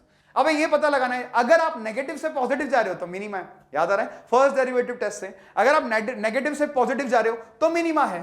तो मिनिमा कितने आ रहे हैं देखिए, मिनिमा आपके पास आएगा एक ही वाला पॉइंट फर्स्ट, है ना, फिर आएगा आपके पास सेकंड, फिर आएगा आपके पास थर्ड, फिर आएगा आपके पास फोर्थ, फिर आएगा फिफ्थ और आएगा सिक्स्थ। टोटल मिला के 11 पॉइंट्स है, 1 2 3 4 5 6 7 8 9 10 11। तो टोटल मिला के 11 पॉइंट्स है। 11 पॉइंट्स में से आप देख सकते हैं कि मिनिमा आपको कितने पॉइंट्स पे मिल रहा है, मिनिमा आपको 6 पॉइंट पे मिल रहा है। You are getting minima at 6 points. अब आप बात करते हैं मैक्सिमा की, तो मैक्सिमा का साइन कहां से कहां तक चेंज होता है, ऑब्वियस सी बात है वो प्लस से माइनस में जाता है। तो प्लस से माइनस में जाता है तो सबसे पहला पॉइंट कौन आएगा, 3 आएगा, फिर कौन सा आएगा, 7 आएगा, फिर 11 आएगा, फिर 15 आएगा, फिर 19 आएगा। तो टोटल कितने एरोज है, 5, 1 2 3 4 5। तो मैक्सिमा के टोटल पॉइंट्स कितने आएंगे, 5 के बराबर। इसका मतलब ये हुआ कि आपको जो पहला ऑप्शन बताया गया है, पहला सवाल के क्या बताना था हमें, पहले सवाल में क्या दिया हुआ है, let's see in the first question, the value of 2m1, हमें वैल्यू निकालनी है इसकी, it will B 2m1 plus 3n1 plus का m1 इंटू m1, तो n1 n1 का वैल्यू आपको पता चुका है। m1 n1 का मतलब क्या हुआ, इसका मतलब यह कि f1x के लिए जो भी मैक्सिमा आ रहा है और जो भी मिनिमा आ रहा है, तो यहां पे अगर मैं बात करूं तो m1 का वैल्यू कितना आ गया, 6, कितना आ गया, 6 के बराबर, प्लस यहां पे बात करें 3, n1 का वैल्यू कितना आ गया 5, प्लस ये हो जाएगा 6 into 5, let's calculate it, it will B 12, it will B 15 plus का 6 5 30, तो ये हो जाएगा आपके पास 27 प्लस का 30, that turns out to be 57। तो this question was overall easy. अगर मैं पैसेज की बात भी करूं तो पैसेज आपका ओवरऑल बात करें तो ये इजी है, ज्यादा टफ नहीं है, इट वाज इजी। हाँ प्रॉब्लम है ना, कुछ बच्चे मतलब बहुत बोल रहे थे कि सर ये टफ है, मेरा इजी है, it was not difficult passage, पर कई बार क्या होता है कि हमसे सॉल्व नहीं हो पाता, बस वाली बात होती है। ठीक है, तो अब बात करते हैं f2x की। तो f2x की बात करेंगे तो ऑब्वियस ही बात है यहां पे भी आपको m2 और n2 मिलेगा। तो हमारे सवाल का जो सेकंड पार्ट है वो शायद m2 और n2 के बारे में पूछा गया, यस। तो अगर मैं आपसे बात करूं तो क्या होगा, हमारा f2x क्या है, फंक्शन देख लेते हैं हम, ये दिया हुआ 98 x माइनस 1 की पावर 50, 98 इंटू एक्स माइनस 1 की पावर 50, इस तरह से दिया हुआ है, माइनस 600 x माइनस 1 की पावर ये हो जाएगा 49, प्लस क्या दिया हुआ है बेटा 2450 के बराबर दिया हुआ है, राइट। अब 2004 के बराबर दिया हुआ है तो ये एक्चुअली में है क्या हमारे पास, व्हाट इज दिस, अगर मैं इसकी बात करूं व्हाट इज दिस, ये हमारा है f2x, वही मैक्सिमा मिनिमा के पॉइंट्स के बारे में बात करनी है, तो मैक्सिमा मिनिमा के पॉइंट्स के बारे में बात करनी है तो डिफरेंशिएट कर लेते हैं। तो ये आ जाएगा f2 इंटू एक्स, ये हो जाएगा 98 इंटू में 49 बेटा, है ना, और it will be x minus 1 की पावर कितना हो जाएगा, ये 40 नहीं 50 आएगा, sorry it will not be 49, sorry it will be what 50, 98 into 50 x minus 1 की पावर कितना हो जाएगा 49 के बराबर, माइनस 600, 49 आगे आ जाएगा, it will be x minus 1 की power 48, here can see what is left behind. अगर हम कॉमन निकालना चाहें तो क्या क्या कॉमन निकाल सकते हैं, देखिए 49 तो कॉमन आ जाएगा, 49 कॉमन आ जाएगा, इसको 49 इंटू 2 इंटू 100 50 लिख सकते हैं, 49 इंटू 2 इंटू 50 यानी 100, तो 100 भी बाहर आ जाएगा, तो इंटू में 100 भी बाहर निकाल लीजिए, ये 49 इंटू 100 लिखा हुआ है, अंदर कितना, अच्छा x माइनस 1 की पावर 48 भी कॉमन आ जाएगा, अंदर कितना बचेगा, यहां तो एक x माइनस 1 बचेगा और ये माइनस का 6 बचेगा, राइट। तो it will B 4900 x minus 1 की power 48 and it will be x minus 7, और अगर आप इसको जीरो पुट करोगे तो ऑब्वियसली बात है यहां पे कोई भी साइन चेंज नहीं मिलेगा, this is f2 dash x, यहां पे कोई भी साइन चेंज नहीं मिलेगा क्योंकि इसके ऊपर कैसी पावर है, इवन पावर है, अगर इसके ऊपर इवन पावर है तो there will be no sign change.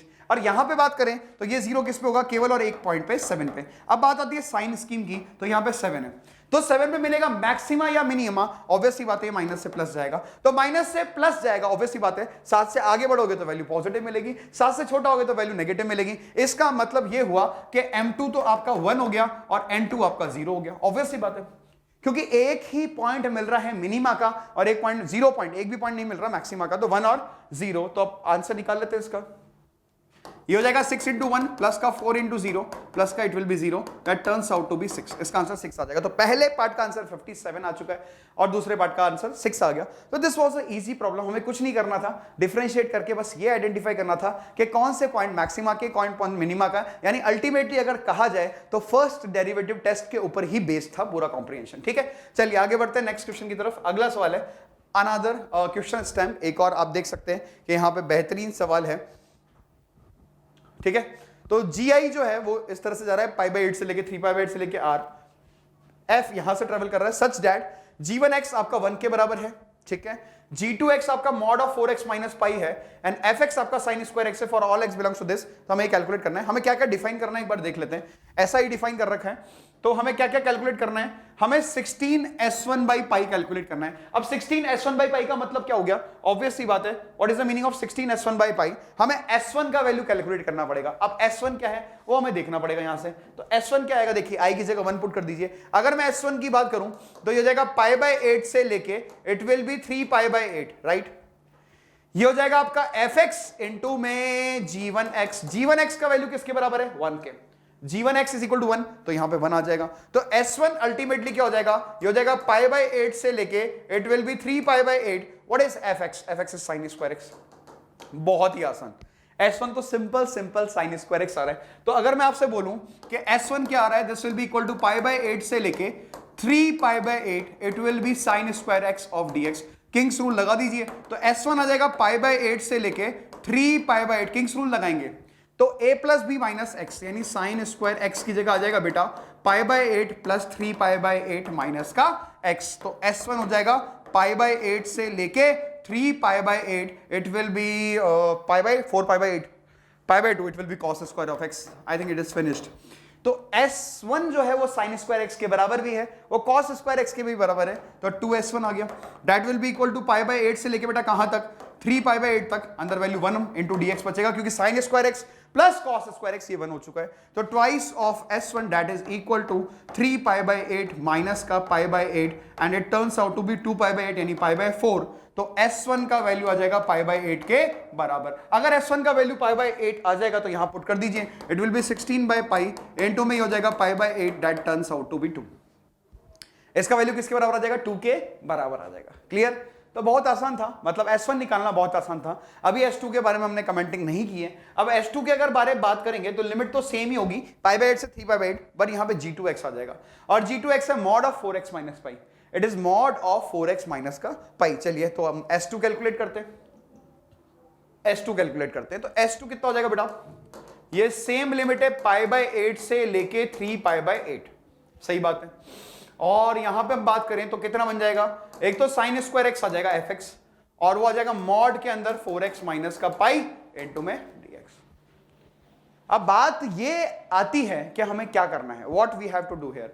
तो यहां पे अगर आप देखें तो s2 में फिर से किंग्स रूल लगा दें तो यह आ जाएगा पाई बाय 8 से लेके 3 पाई बाय 8, ऑब्वियस सी बात है it will become cos square of x. यहां क्या चेंजेस होंगे वो हम देख लेते हैं। मॉड के अंदर 4 into pi by 2 minus x, I think it will be pi by 2 minus का एक्स माइनस का पाई, है ना। तो it will be become 2 pi minus का 4x माइनस का pi, it will B mod के अंदर पाई माइनस का 4x, यानी मॉड के अंदर उसको 4x माइनस पाई भी लिख सकते हैं, यानी this will remain same, this will remain same, Kings rule लगाने पे, ठीक है, दिस विल रिमेन सेम। अब बात ये आती है कि दोनों को ऐड कर दीजिए। अगर दोनों को ऐड करेंगे तो ट्वाइस ऑफ s2 हो जाएगा, ये हो जाएगा पाई बाय 8 से लेके 3 पाई बाय 8 की बात चल रही है। दोनों में से mod of 4x minus pi common आ जाएगा, दोनों में से mod of 4x minus pi common आ जाएगा, तो sine square x plus cos square x बचेगा, उसका वैल्यू 1 आ जाएगा, यानी मॉड के अंदर 4x minus pi pi by 8 से लेके 3 पाई बाय 8। क्या मैं इसको एक बात कह सकता हूं कि अगर मैंने पाई बाय 8 से लेके 3 pi by 8 mod of 4x minus पाई का एरिया अगर निकाल दिया तो ज्योमेट्रिकली वो दोनों एक चीज है, अलजेब्रिकली और ज्योमेट्रिकली। तो अगर हम डायग्राम बनाए तो इसका डायग्राम कैसे बनेगा बच्चों बताओ। 4x माइनस पाई ये कहां पे 0 होगा, ऑब्वियस सी बात है पाई बाय 4 में। और अगर आप देख सकते हैं मॉड है तो इस तरीके से अगर आप जाएंगे, मान लेते हैं मैंने इसका ग्राफ ऐसे बना लिया, ये आपका पाई बाय 4 आ गया। अब आपको डायग्राम कहां से कहां तक प्लॉट करना है, ऑब्वियस सी बात है पाई बाय 8 से 3 पाई बाय 8। तो ये वाला पॉइंट की अगर मैं बात करूं तो ये वाला पॉइंट हो जाएगा पाई बाय 8, और इस वाले पॉइंट की अगर मैं बात करूं तो ये वाला पॉइंट कितना हो जाएगा 3 पाई बाय 8, यानी पाई बाय 8 से लेके 3 पाई बाय 8 तक का मुझे एरिया कैलकुलेट करना है, राइट। तो ये एरिया एक तो हमारे पास आ जाए तो हमारा काम हो जाएगा, और एक ये वाला एरिया आ जाए। पर आप देख सकते हैं सिमेट्रिसिटी से कि दोनों के दोनों एरिया आपस में क्या है, इक्वल, दोनों एरिया सेम है।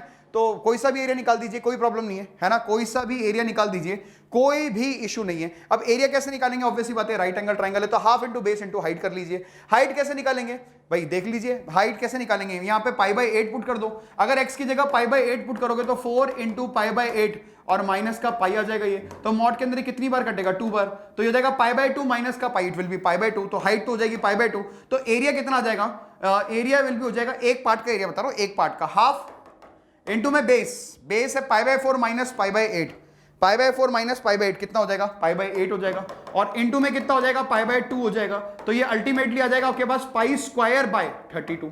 अब इसका डबल करना पड़ेगा क्योंकि दोनों ट्राइंगल्स का एरिया सेम है, तो डबल करना पड़ेगा। तो अल्टीमेटली ये वैल्यू किसके बराबर आ जाएगी, डबल कर दीजिए उसका, तो वो पाई स्क्वायर बाय 16 आ जाएगी। That will be equal to pi square by 16, फिर 2 से डिवाइड कर देंगे तो s2 कितना आ जाएगा, that will be equal to pi square divide by 32, that will be pi square divided by 32। ये हमारा s2 आ चुका है। तो s2 में वैल्यू पुट कर देते हैं, तो s2 कितना था 48 divided by pi square into में s2 is pi square divided by 32, तो पाई स्क्वायर से पाई स्क्वायर तो कैंसिल हो गया, 16 की टेबल से 3/2 हो जाएगा, तो ultimately the final answer will B 1.5, है ना। फाइनल आंसर जो आएगा वो 1.5 के बराबर आ जाएगा। तो अगर मैं इस कॉम्प्रिहेंशन की बात करूं तो ये इजी टू मॉडरेट है ना, टफ नहीं था, कोशिश कर सकते थे, ये आराम से हो जाता। ऑब्वियसली बात है, आपको बार बार ये बात बताएगी, किंग्स रूल बहुत ही इंपॉर्टेंट रूल है, तो किंग्स रूल हमें अच्छे से आना चाहिए, ठीक है बच्चों। ये देखो बच्चों यहाँ पे इस क्वेश्चन में क्या बोला गया, consider the region R x, y और यहाँ पे x वो बोला गया कि ग्रेटर देन इक्वल टू 0 है और y बच्चों एक कर्व गिवन है y square is less than equal to 4 minus x। तो क्लियरली नजर आ रहा है कि यहाँ पे ये आपके पास में बच्चों कौन सा कर्व जो वो गिवन है, एक पैराबोला गिवन है। इसका मतलब इस टाइप के आपके पास में कुछ सिचुएशन जो गिवन, ठीक है। लेट f बोल दो या इसको जो भी ये सिंबल है वो बोल सकते हो। Be the family of all the circles that are contained in R and have centers on the x-axis। कुछ सर्कल्स की बच्चों यहाँ पे बात कर रहा है, फैमिली ऑफ सर्कल्स की, जिनका सेंटर जो है वो x-axis पे लाई कर रहा है। Let C be the circle that has large radius among the circles in F। यहाँ पे बच्चों देखो दो चीजें सामने निकल के आ रही है, x जो पॉजिटिव है यानी सर्कल जो वो कहाँ पे लाई करेगा, राइट हैंड साइड में लाई करेगा। सेकेंड चीज जो निकल के आ रही है वो क्या निकल के आ रही है, x-axis पे उसका सेंटर जो लाई करना चाहिए। तो इसका मतलब देखो बहुत सारे सर्कल इस टाइप के बच्चों बन सकते हैं, बोलो जरा यस और नो। अपने को सिर्फ वो सर्कल्स बेसिकली देखने हैं जो कि पैराबोला के अंदर लाई कर रहे हैं, ठीक है, इस टाइप से। तो अब इसमें सी जो वो देखो कौन सा सर्कल बोला है, जो कि सबसे बड़ा सर्कल होगा। अब देखो बताइए कि क्या ये circle x axis y axis को कट कर सकता, नहीं कट करते तो इस तरफ चला जाएगा, इस तरफ चला जाएगा तो यहां पे x greater than equal to 0 है, उसको तो फॉलो ही नहीं कर पाएगा। तो इसका मतलब ये वो वाला बच्चों मैक्सिमम सर्कल आपके पास में गिवन है, जो जिसकी रेडियस जो वो मैक्सिमम होगी। तो इसी सर्कल के बारे में अपने को बात करनी है। Let alpha comma beta be a point where the circle C कौन सा सर्कल था जिसकी मैक्सिमम रेडियस थी, तो ये पॉइंट सी है और यहां पे एक पॉइंट बोला गया आपको अल्फा कोमा बीटा। ये पॉइंट जो वो कर्व पे भी लाई कर रहा है आपके पास में और साथ ही साथ में बच्चों और क्या हो रहा है, कर्व पे लाई कर रहा है और सॉरी पैराबोला और सर्कल जो दोनों पे लाई कर रहा है। चलिए अब देखो यहां पे इस क्वेश्चन में आपको फाइंड करना है रेडियस ऑफ सर्कल सी और ये सब अल्फा आपको फाइंड करना है। चलिए पहले तो एक चीज समझते हैं, यहां पे बेटा एक चीज समझते हैं कि ये जो पॉइंट है अल्फा कोमा बीटा, ये जो आपके पास में पॉइंट है जो कि आपको फाइंड भी करना है, ठीक है। यहां पे बताइए जरा क्या एक चीज हम ऐसा बोल सकते हैं कि अल्फा कोमा बीटा जो वो क्या हो रहा है, इस पे पैराबोला पे भी लाई कर रहा है।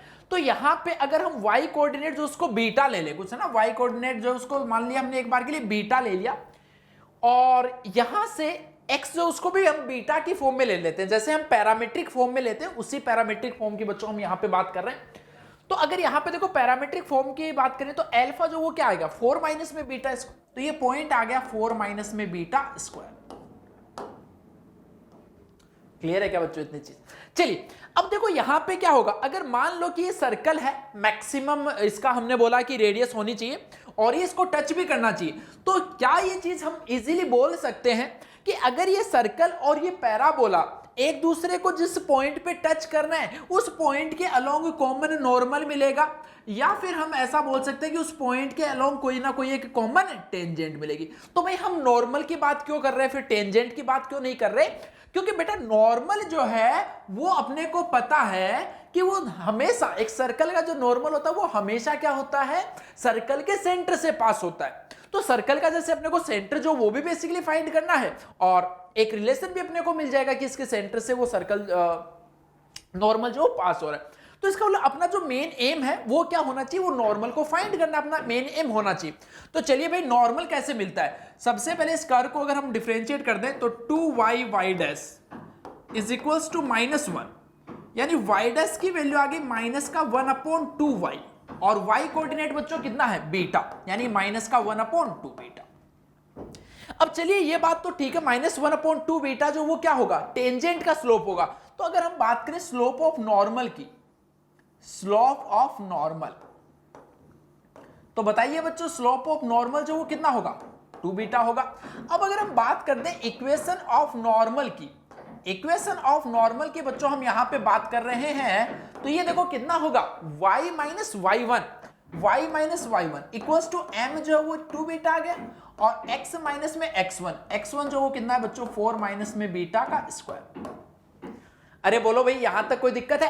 अब देखो अपने को क्या चाहिए, ये नॉर्मल जो वो इसके सेंटर से पास हो रहा है, तो एक बात बताइए जहां पे जिस पॉइंट से पास हो रहा होगा क्या वहां का y कोऑर्डिनेट 0 होगा, बिल्कुल, क्योंकि उसने बोला है कि सर्कल का सेंटर जो वो x एक्सिस पे लाई कर रहा है। चलिए तो y की वैल्यू देखो, अगर यहां पे हम 0 डाल देते हैं तो minus beta upon 2 beta, minus 1 upon 2, minus 1 upon 2 is equals to x minus का 4, और ये लीजिए प्लस का बच्चों बीटा स्क्वायर। तो यहां से x जो है उसकी वैल्यू आपके पास आ गई 4 माइनस 1/2। 4 माइनस 1/2 बच्चों कितना होता है? 7/2।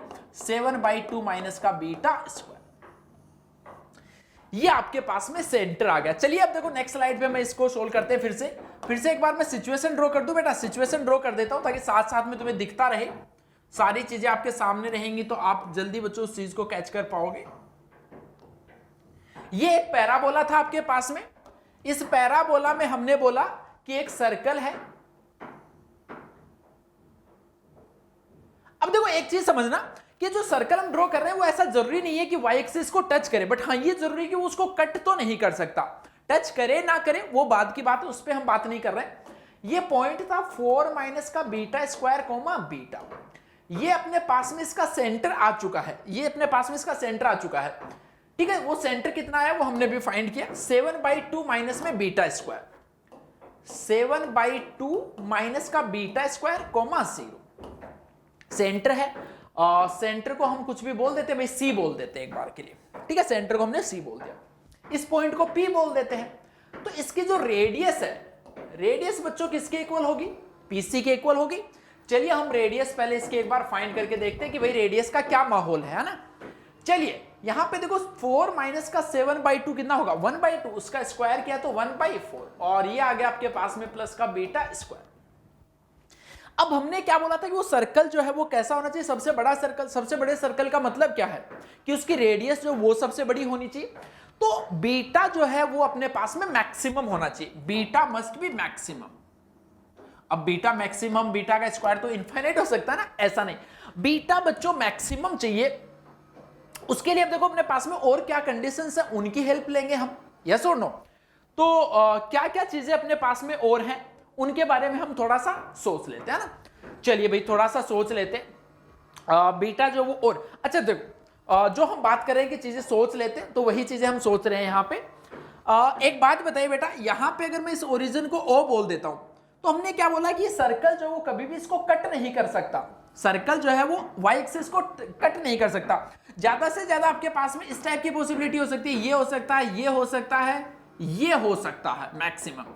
ये पॉइंट इसका सी था, ये हमने ओ बोल दिया। क्या मैं ऐसा बोल सकता हूं कि ओसी डिस्टेंस जो वो हमेशा आर या आर से बड़ा होगा? अरे बोलो, क्लियरली दिख रहा है यहां पे डायग्राम से कि जैसे जैसे यहां पे इस साइड से जाते जाओगे तो ओसी जो डिस्टेंस है वो रेडियस से बड़ी होती जाएगी। मैक्सिमम ओसी आर की वैल्यू के इक्वल हो सकती है जब ये यहां से पास हो रहा है। अब ओसी डिस्टेंस फाइंड करना आसान है भाई। ओसी डिस्टेंस तो ये डिस्टेंस आपके पास में, दैट इज 7/2 माइनस का beta square is greater than equals to R. R आपके पास में यहां पे है, ये लीजिए 1/4 प्लस का बीटा स्क्वायर।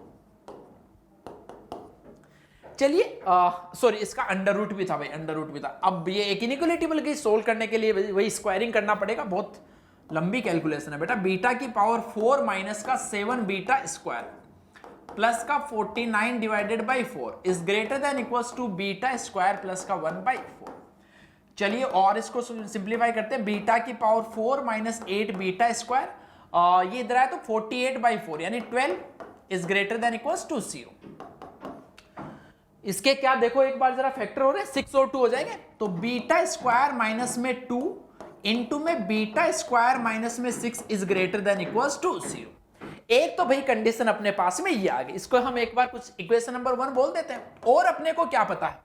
अपने को भाई ये भी पता है कि इसका जो सेंटर है ना 7/2 माइनस में बीटा स्क्वायर वो पॉजिटिव एक्स एक्सिस पे लाई कर रहा है, पॉजिटिव एक्स एक्सिस पे लाई कर रहा है। तो 7/2 माइनस में beta square must be greater then, यानी एक कंडीशन यहां से ये पता है कि बीटा स्क्वायर जो उसकी वैल्यू 3.5 से कम होनी चाहिए, बीटा स्क्वायर जो उसकी वैल्यू 3.5 से कम होनी चाहिए। चलिए अब देखते हैं, यहां पे फिर से आते हैं, माहौल में आते हैं थोड़ा सा। ये पॉइंट आपके पास में अच्छा क्या था, 4,0 था I think, Y square equals to 4 minus में एक्स था वाई, हाँ 4,0।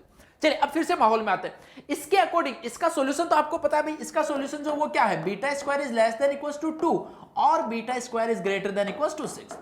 बट यहां पे हमने पहले ही बोल दिया है कि भाई बीटा स्क्वायर की जो वैल्यू है ना वो 3.5 से ज्यादा तो हो ही नहीं सकती। अगर 3.5 से ज्यादा नहीं हो सकती तो ये जो हमने बोला था ये तो वैसे ही हट गया। ये तो बोला 6 से ज्यादा, तो ये तो पॉसिबल नहीं है। इसका मतलब यहां से आ रहा है beta square is less than equals to 2, यहां से आ रहा है beta square is less than 3.5, तो दोनों का इंटरसेक्शन बच्चों फाइनली आपके पास में क्या आ गया, beta square is less than equals to. ये बच्चों आपके पास में फाइनली बीटा स्क्वायर, यानी बीटा स्क्वायर की वैल्यू जब मैक्सिमम होगी, यही तो अपने को चाहिए था बीटा स्क्वायर की मैक्सिमम वैल्यू, तो बीटा स्क्वायर की वैल्यू जब मैक्सिमम होगी उस केस में जाके आपके पास में रेडियस जो वो क्या आएगी, मैक्सिमम आएगी। तो चलिए भाई, चलिए जल्दी से इसको बीटा स्क्वायर की वैल्यू को 2 डाल देते हैं। तो आर मैक्सिमम जो आ रहा है वो आ रहा है 4 प्लस का 1/4, sorry beta square is 2, beta square is 2, मैं भावनाओं में बह गया, मेरे को लगा बीटा जो 2 आ गया, ठीक है भाई ऐसा आ गया। तो 9/4 यानी कि ये कितना आ गया 3/2। ये आपके पास में बच्चों ये जो मैक्सिमम रेडियस का सर्कल था उसकी रेडियस आ गई कितनी, 3/2। ठीक है, ये पैराग्राफ का आपका फर्स्ट क्वेश्चन था। दूसरा सवाल भी देख लेते हैं भाई, the value of alpha is, तो value of alpha, value of alpha, alpha कहां से मिलेगी, अरे एल्फा तो मिल जाएगी ना, अरे एल्फा बड़ी बात है क्या, एल्फा बड़ी बात है क्या, एल्फा यहां पे लाई कर रहा था, एल्फा कोमा बीटा यहां पे लाई कर रहे थे, तो beta square equals to 4 minus alpha था ना, यस और no, beta square is equals to 4 minus alpha. Beta square की वैल्यू आपके पास में आ गई थी 2, तो एल्फा जो उसकी वैल्यू आपके पास में कितनी आ गई, मतलब ये तो फॉर्मेलिटी का सवाल था, मेन पैराग्राफ जो वो तो बच्चों खत्म हो चुका है। तो अगेन अब इस सवाल की अगर बात करें डिफिकल्टी लेवल की, तो अच्छा क्वेश्चन था बेटा, कैलकुलेटिव था, थोड़ा सा कैलकुलेशन भी अच्छी खासी थी, और दिमाग सबसे ज्यादा लगाने वाली चीज थी, दिमाग जिसके अंदर आपका अच्छा कॉन्सेप्ट जो वो यूज करना था कॉमन नॉर्मल का। ठीक है बच्चों, तो कॉन्सेप्चुअल वाइज भी ये क्वेश्चन जो वो डिफिकल्ट था, और कैलकुलेशन भी इसके अंदर कहीं ना कहीं थोड़ी सी लेंदी थी। ठीक है, तो ओवरऑल इस क्वेश्चन जो उसको हम डिफिकल्ट कैटेगरी में डालेंगे। ठीक है बच्चों, ये देखो बच्चों, यहाँ पे एक पैराग्राफ टाइप का क्वेश्चन गिवन था, जहां पे आपको बोला गया है एक कोई भी सेट जो एम दिया गया है जिसके अंदर एक सर्कल आपके पास में इस टाइप से है, X square plus Y square is less than equals to R square. एक सर्कल है जिसका सेंटर जो ओरिजिन गिवन है रेडियस आर है। चलिए for R greater than 0, obviously radius है, तो consider the geometric progression this, let S not equals to 0 given and for N all N greater than equals to 1 N आपको given है। आगे बोला गया let SN denote the sum of first N terms of this progression. तो SN तो बच्चों आप सबसे पहले फाइंड कर सकते हो इजीली, क्या होगा a into 1 minus R raise to power n divided by 1 minus R. तो ये आपके पास में आ गया 2 इंटू में 1 minus 1/2 raise to power n। ये हमने एसएन जो फाइंड कर लिया। अब आगे देखो, let Cn denote the circles with center Sn minus 1 equals to 0 and radius An, and Dn denote the circle this with center this। अब चलिए बच्चों इसके फर्स्ट पार्ट में चलते हैं। यहां पे क्या बोला गया है, consider m with r। m याद है ना आपको, m क्या था, m बच्चों एक वो बड़े वाला सर्कल था, m जो था वो एक बड़े वाला सर्कल था इस टाइप से, m जो था वो आपके पास में इस टाइप से एक बड़े वाला सर्कल था। ठीक है, तो अब इसमें देखो इसने क्या बोला है, अब यहां पे ये जो इसका फर्स्ट पार्ट है, जो इसका फर्स्ट पार्ट है उसमें ये Cn के बारे में देखो बात कर रहा है। ये वो बड़े वाला सर्कल m है जिसकी रेडियस जो उसने बोला है 1025 अपॉन में 530। Let k be the number of all those circle Cn that are inside m। Cn बच्चों एक सर्कल था जिसका मैं फिर से याद दिला दूं, जिसका सेंटर था Sn माइनस 1,0 और इसकी रेडियस थी An। एक बात है भाई यहां पर, तो अगर हम बात करें C1 की, देखो सर्कल C1 जो है उसके अंदर यहां पे क्या होगा, S0 की वैल्यू आपको गिवन है 0,0। सिमिलर वे में अगर हम C2 की बात करें तो यहां पे S1 आएगा, S1 बच्चों कितना है 1,0। फिर अगर C3 की बात करें तो यहां पे क्या आ जाएगा S2 का मतलब 1 प्लस 1/2 दैट इज 3/2, 0। साथ ही साथ में अगर रेडियस की हम बात करें तो जैसे जो फर्स्ट होगा उसकी A1 का मतलब 1, सेकंड इसकी जो रेडियस होगी दैट इज A2, और सेकंड टर्म बच्चों उसकी क्या है 1/2। सिमिलर वे में R इज इक्वल टू 1/4। ऐसा चलता जाएगा। तो इसका मतलब यहां पे जो सर्कल्स आते जा रहे हैं, फर्स्ट जो सर्कल है C1 उसकी रेडियस बच्चों 1 है, यानी कि वो सर्कल आपके पास में इस टाइप से कुछ आ रहा है। ये पॉइंट है 1,0, ये जो पॉइंट है वो अगले सर्कल का क्या है, सेंटर है। वो अगले सर्कल का बच्चों क्या है, सेंटर है, यानी कि वो आपके पास में इस टाइप से कोई सर्कल होगा। उसके बाद में अगेन जो आगे वाला सर्कल है, अगेन जो बच्चों आगे वाला सर्कल उसका 3/2,0, 3/2 आपके पास में ये वाला पॉइंट है, और उसकी रेडियस जो वो आगे से आगे बच्चों और क्या होती जा रही है, आपके पास में कम होती जा रही है, कम होती जा रही है। यानी ये सीन आपके पास में देखो इस टाइप से चलता जा रहा है। एक ही यहां पे इस टाइप से कोई लास्ट सर्कल होगा। तो फर्स्ट तो यही पूछ रहा है, let L be the maximum possible number of circles among these K circle, यानी ये जो बड़े वाला सर्कल है इसके अंदर बेटा ऐसे कितने सर्कल्स जो वो पॉसिबल होंगे।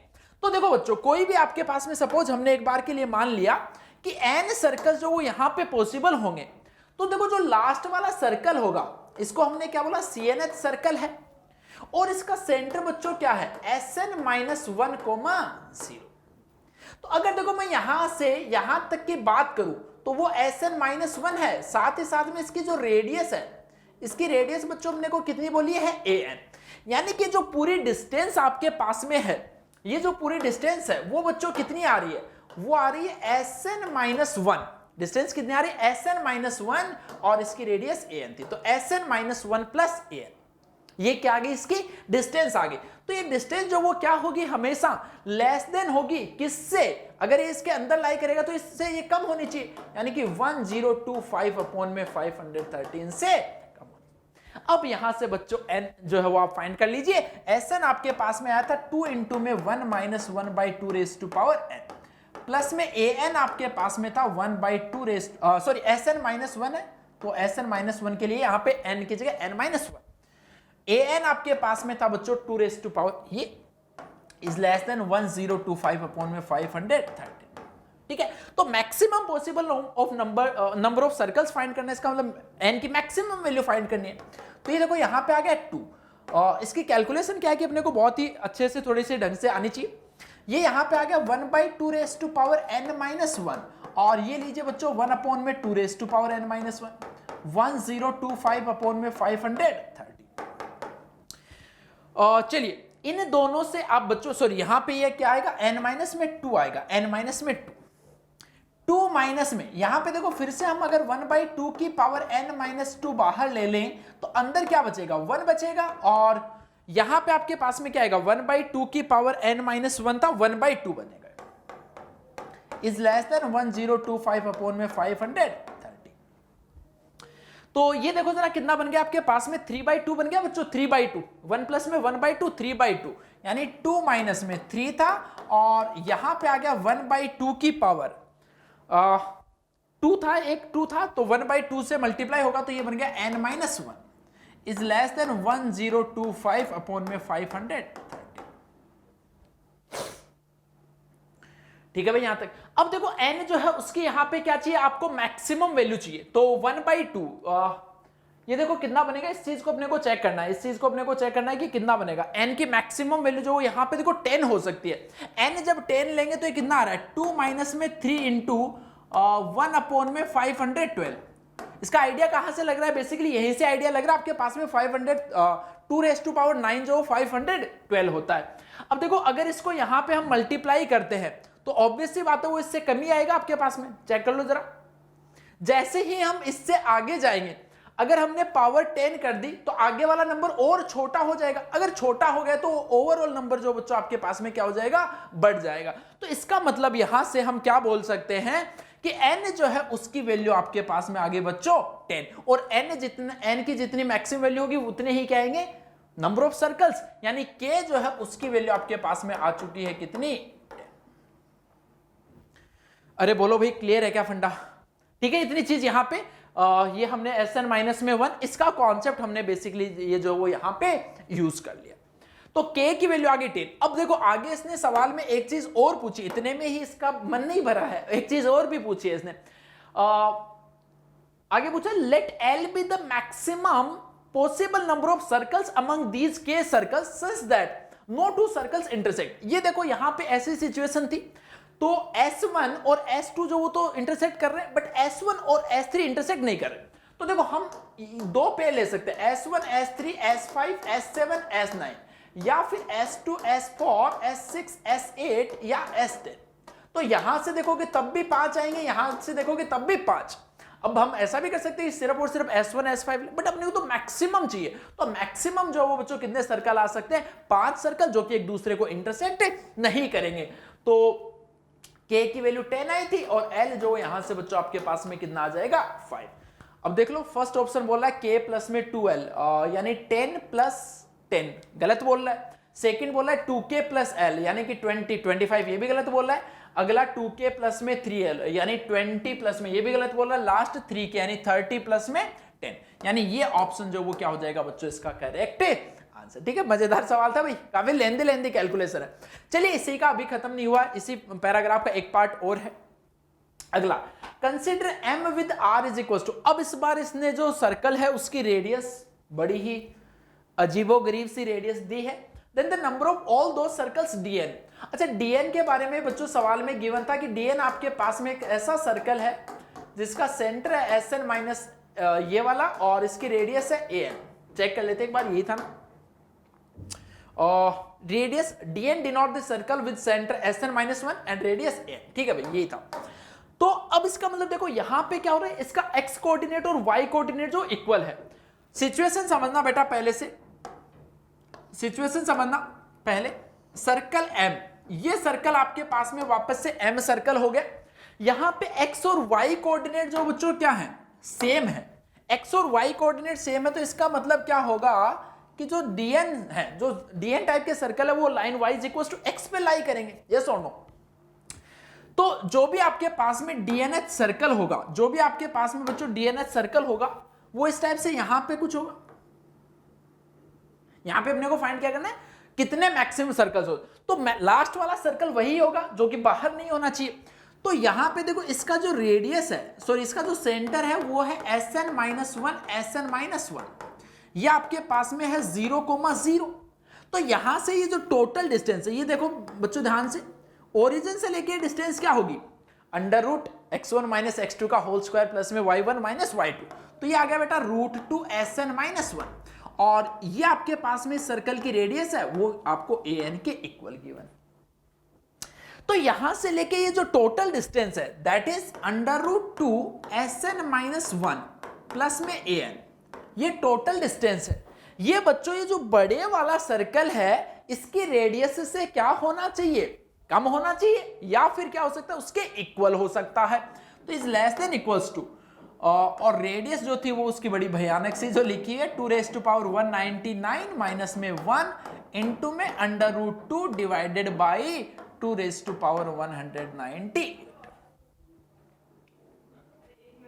ठीक है, चलिए अब देखो यहां पे √2 Sn, अच्छा देखो √2 से तो उड़ा दे इसको, √2 तो उड़ा देते ना, √2 उड़ा देते हैं, √2 से डिवाइड कर देते हैं पूरी इक्वेशन को, √2 से पूरी इक्वेशन को डिवाइड कर देते हैं। तो ये हट गया, ये यहां पे बाई √2 आ गया, और ये √2 हट गया। Sn माइनस में 1 हमने ऑलरेडी बच्चों फाइंड कर रखा है, वो कितना था? 2 इंटू में 1 माइनस में 1/2n minus 1।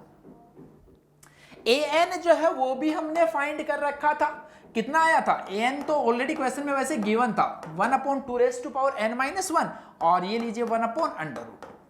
It is less than equals to 2⁻199 minus में 1/190। अगेन ये बहुत ही वाहियात काम वैसे जेई एडवांस ने किया। अगेन आपको क्योंकि यहां पे n जो है उसके बारे में सोचना है, जो कि बिल्कुल भी नॉर्मल कैलकुलेशन नहीं है, बट क्या कर सकते हैं, सोचना पड़ेगा, करना ही पड़ेगा ना। चलिए देखते हैं, सॉरी यहां पे 2⁻198 है, 2⁻198।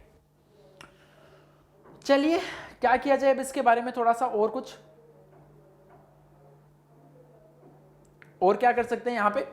ये देखो यहां पे एक 2 आ गया माइनस में, यहां पे इसको 1/2 की पावर माइनस में 1 बोला जा सकता है। यानी कि हम इसको ऐसा बोल सकते हैं, हम इसको ऐसा बोल सकते हैं कि भाई 1/2 की पावर में n माइनस में 2 लिखा हुआ है। यहां पे हम इसको बोल सकते हैं कि 1/√2 इंटू में 1/2 की पावर n माइनस 1 लिखा हुआ है। This is less than 2 raise to power 199 minus में 1 अपॉन में 2 रेज टू पावर 198। ठीक है बच्चों, चलो फिर से। अच्छा देखो यहां पे इसको अगर हम इससे डिवाइड कर दे तो एक 2 आ जाएगा, तो भाई एक 2 जो वो तो कम से कम खत्म हो गया। इस 2 को 2 के खत्म होने की भी बड़ी खुशी है, 2 खत्म हो गया। चलिए उसके बाद में देखो यहां पे क्या होगा, माइनस में 1/2 की पावर n माइनस में 2 बाहर ले लो तो ये 1 आ गया। यहां पे 1/2 की पावर n माइनस में 1 था, इसमें से n-2 बाहर ले लिया तो कितना बच गया भाई, n-2 बाहर ले लिया तो 1/2 बच गया क्या, 1/2। तो ये आ गया आपके पास में 1 अपॉन में 2√2 आ गया, 1 अपॉन में 2√2। ये ऊपर वाला 2 कहां से आ रहा है, 1 अपॉन में 2√2, ये हमने थोड़ा सा गड़बड़ कर दिया, 1 अपॉन में 2√2। देखो जरा ध्यान से फिर से एक बार से, 1 अपॉन में 2√2 तो एक बार 1 अपॉन √2 और 1/2 की पावर n है, ऐसा आ गया। ये यहां पे हमने डिवाइड किया था तो वो तो खत्म हो गया था, माइनस में 1 अपॉन में 2 रेज टू पावर 198, ऐसा बच गया। माइनस से माइनस दोनों जगह तरफ खत्म हो गया बेटा, माइनस से मल्टीप्लाई करो तो इनइक्वालिटी का साइन जो वो चेंज हो जाएगा। तो फाइनली ऐसा कुछ आ गया, 1/2 raise to power n-2 is greater than equals to, इसके इनटू में ये भी बोल सकते हो 1 प्लस में 1 अपॉन में 2√2 is greater than equals to 1 upon में 2 रेज टू पावर 198। तो अब यहां पे n जो है उसकी मैक्सिमम वैल्यू बच्चों कितनी हो सकती है, देखना ध्यान से।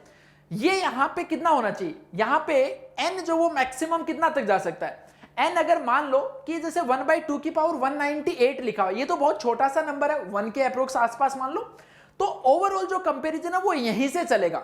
n की मैक्सिमम वैल्यू जो वो देखो जरा आप यहां पे कितनी ले सकते हो। अगर मान लो मैंने n जो वो 200 ले लिया, तो 200 ले लिया तो ये कितना आ गया, n अगर हमने 200 ले लिया तो ये आपके पास में 1 अपॉन में 2 की पावर 198 बनेगा, ठीक बात है।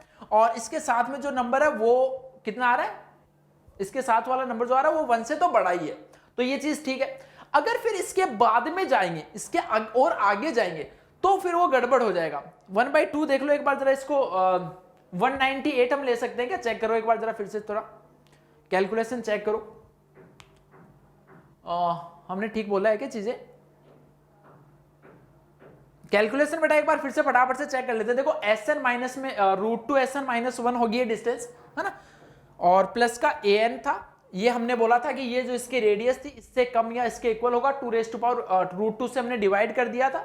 SN-1 आपके पास में यही था, 2 इंटू में 1 माइनस में 1/2 की पावर 1 माइनस n प्लस में AN-1 √2 भी चीज ये ठीक थी।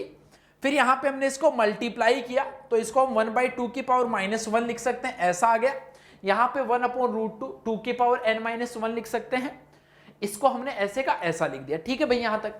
यहां पे फिर हमने बोला कि 2 और इधर से 2 जो वो खत्म कर दो और -1/2। अच्छा ये बेटा नेगेटिव साइन आएगा, ये हमने यहाँ पे थोड़ी सी गलती कर दी है भाई, और गलती का बिल्कुल स्कोप नहीं है, ठीक है ना। 1 माइनस में 2√2 कर दिया, तो इसका मतलब यहां पे भी ये जो साइन है ना वो फाइनली नेगेटिव आएगा, ये जो साइन है बेटा वो नेगेटिव आएगा। यानी कि ये नंबर जो है वो क्या है, 1 से छोटा है, 1 से छोटा है, समझना। तो अगर मान लो कि मैंने n जो वो 200 ले लिया, तो 200 लेंगे तब ये नंबर तो इसके बराबर आ गया, बट ये नंबर जो 1 से छोटे नंबर से मल्टीप्लाई और हो रहा है साथ में, तो ओवरऑल वो नंबर छोटा हो गया, तो ये नंबर बड़ा नहीं रहा, तो गलत बात। 199 200 से जस्ट पहले आ जाओ, 199 ये जब लेंगे तब चीज ठीक है। 199 लेंगे तो ये क्या बनेगा, 1 अपॉन में 2 की पावर 97 बनेगा, यानी डायरेक्टली एक 1/2 जो है उसका फर्क बच्चों यहां से पड़ जा रहा है। तो ऐसे केस में n की जो मैक्सिमम वैल्यू 199, यानी इतने ही maximum number of circles dn जो आपके पास में पॉसिबल है, तो ऑप्शन बी जो है वो क्या हो जाएगा इसका करेक्ट आंसर, ठीक है।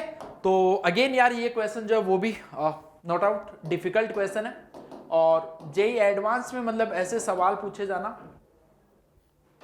काफी बड़ी बात है एक ही पेपर में, क्योंकि काफी सारे कैलकुलेटिव क्वेश्चंस उन्होंने पूछे हैं, और कैलकुलेशन जो वो भी एक्चुअल में थोड़ी सी आसान नहीं है, ठीक है बच्चों। ये देखो बच्चों एक पैराग्राफ टाइप क्वेश्चन था, इसके अंदर आपके पास में एक फंक्शन phi1 गिवन है, एक phi2 गिवन है, एक फंक्शन f गिवन है, एक फंक्शन g गिवन है। ये सारे के सारे फंक्शंस बच्चों आपको गिवन है, और इसके बेसिस पे आपको 2 क्वेश्चन पूछे गए थे। जिसमें फर्स्ट क्वेश्चन जो बच्चों इस टाइप का कुछ आ रहा है आपके पास में, जहां पे डिफरेंट डिफरेंट ऑप्शन जो वो गिवन है। तो इसका मतलब यहाँ पे सारे ऑप्शन जो है बच्चों उनको अपने को चेक करना पड़ेगा। तो चलिए देखो स्टार्ट करते हैं।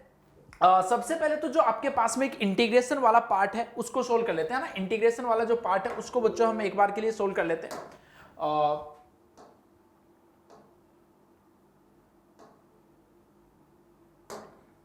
ठीक है, तो जरा ध्यान से यहां पे एक बार देखना आपके पास में क्या क्या इंफॉर्मेशन गिवन थी, उन सारी इंफॉर्मेशन को बच्चों हम एक साथ कर लेते हैं। पहली चीज तो यहां पे क्लियरली दिख रहा है कि f(x) आपके पास में जिस फंक्शन का इंटीग्रेशन लिखा हो, फंक्शन बच्चों कैसा है, इवन फंक्शन है। अगर ये आपके पास में इवन फंक्शन है तो क्या जो ये फंक्शन f(x) है इसको बच्चों इस टाइप से लिखा जा सकता है 0 to x। अब देखो एक और चीज यहां पे जो आ रही थी, लिमिट को हमने चेंज कर दिया। x से यहां पे पॉजिटिव की हम बात कर रहे हैं तो मॉड्यूलस ऑफ t जो बच्चों क्या आएगा आपके पास में t आएगा। तो ये बन गया देखो t माइनस में t स्क्वायर, t माइनस में t स्क्वायर इंटू में e raise to power minus t square dt, ऐसा आ गया। एक देखो यहां पे आपके पास में फंक्शन gx जो वो गिवन था, gx गिवन था। gx देखो जरा क्या है, 0 to x square, 0 to x square root t into में e raise to power minus t d t, minus t d t. अब देखो जो आपके पास में पैराग्राफ का फर्स्ट क्वेश्चन था वहां पे एफ ऑफ समथिंग प्लस में जी ऑफ समथिंग फाइंड करना था। तो इसका मतलब इन दोनों को ऐड करना पड़ेगा। ऐड करने के लिए पहले भी इनकी शक्ल जो एक जैसी बनानी पड़ेगी। शक्ल एक जैसी का मतलब क्या होता है कि इंटीग्रेशन में जो लिमिट्स है वो बच्चों आपके पास में क्या आनी चाहिए, सेम आनी चाहिए। तो चलिए पहले हम इन लिमिट को सेम बनाने के लिए आपको यहां पे देखो जरा क्या करना पड़ेगा। सेकेंड वाला जो इसके अंदर हम देखो हम कुछ मान लेते हैं कि भाई जो t है उसको आप कुछ u स्क्वायर मान लीजिए, ठीक है। अगर t को देखो आप u स्क्वायर मान लोगे तो ये gx फंक्शन जो वो क्या बनेगा, यहां पे तो 0, t की वैल्यू जब यहां पे x होगी, x स्क्वायर होगी तो u कितना होगा, x, लिमिट चेंज होगी। ये यहां पे u इंटू में e raise to power minus u square, और dt जो उसकी जगह बेटा क्या आएगा 2u du। अब आप चाहे यहां पे u लिखो चाहे t लिखो, कुछ भी लिखो, सारी सेम बातें हैं। तो अब देखो मैं यहां से f ऑफ x प्लस में अगर g ऑफ x की बच्चों बात करें, f ऑफ x प्लस में g ऑफ x, तो यहां पे 2u स्क्वायर, यहां पे देखो ये इसके साथ होगा तो ये माइनस का है, माइनस 2t इंटू में e की पावर माइनस 2 e की पावर t स्क्वायर, ये प्लस का है तो खत्म हो गया। इसका मतलब अब ये सिंपल बच्चों आपके पास में ऐसा बन गया 2 इंटू में 0 टू x t इंटू में e raise to power minus t square, ठीक है। और इसका इंटीग्रेशन आपको क्लियरली दिख रहा है, सोल्व करना बहुत आसान है। टी स्क्वायर जो उसको कुछ भी आप क्या लेट कर लो, कुछ यू लेट कर लो तो ई की पावर सॉरी ये ई की पावर टी स्क्वायर जो उसको कुछ यू लेट कर लो, है ना। तो ये देखो जरा आपके पास में क्या बनेगा, मैं पूरा सोल्व कर देता हूं एक बार फिर से। इसको टी स्क्वायर जो उसको हमने यू लेट कर लिया ना, तो 2t dt जो वो कितना आएगा बच्चों, 2t dt du बन गया ना। तो ये देखो ऐसा आ गया 2t dt du और e की पावर माइनस में u। लिमिट जब वो भी अब u की आएगी तो t की वैल्यू जब x होगी तो ये आ रहा है 0 टू x, ठीक है। और अब ये देखो आपके पास में आ गया माइनस में e की पावर माइनस में u, और ये लिमिट लगा दो बेटा 0 टू x स्क्वायर। तो फाइनली जो आपके पास में फंक्शन मिल रहा है f(x) प्लस में gx, that will be 1 minus में e raise to power minus of x square. खत्म बच्चों। चलिए अब देखो जरा इसका फर्स्ट जो पार्ट था वो क्या बोला था, f of under root ln3 बच्चों ये फाइंड करो। x is equals to root ln3 पे फाइंड करना अपने को, x is equals to under root of ln3। चलिए देखो वो यहां पे डाल दे तो f of root ln3 plus में g of under root ln3 ये फाइंड करवाना चाह रहा है। तो 1 माइनस में e की पावर x का स्क्वायर करें तो अंडर रूट हट गया, तो ये लीजिए माइनस का ln3। तो ये देखो 3 की पावर में माइनस में 1 बन गया 1/3, तो ये आ रहा है 1 माइनस 1/3 इज इक्वल्स टू 2/3। चलिए ऑप्शन चेक करते हैं। ऑप्शन बोल रहा है भाई 1/3, तो ये लीजिए इसका मतलब गलत हो गया, ठीक है। चलिए अगले बी पार्ट पे चलते हैं। ए पार्ट हमने सोल्व कर लिया। बी पे क्या बोल रहा है, for every x greater than 1 there exist an alpha belongs to 1 to x such that phi 1x is equals to 1 plus alpha x। चलिए भाई ऑप्शन बी की हम बात कर रहे हैं यहां पे। तो ये बोला कि phi 1x is equals to 1 plus में अल्फा x। चलिए चेक करते हैं phi 1x जो था वो क्या था, e की power minus x plus x, e की power minus x plus X is equal to 1 plus में अल्फा x। ये कह रहा है कि इसका एक सॉल्यूशन होना चाहिए, देखते भाई होगा कि नहीं होगा। यहां पे पहले तो ये बताओ, इसको आप ऐसा लिख सकते हो क्या, e की power x minus 1 is equal to x into में अल्फा माइनस 1। अब भाई अगर ये इन दोनों का ग्राफ अगर एक दूसरे को इंटरसेक्ट किया तो हम बोल देंगे कि भाई है, अगर नहीं किया तो नहीं।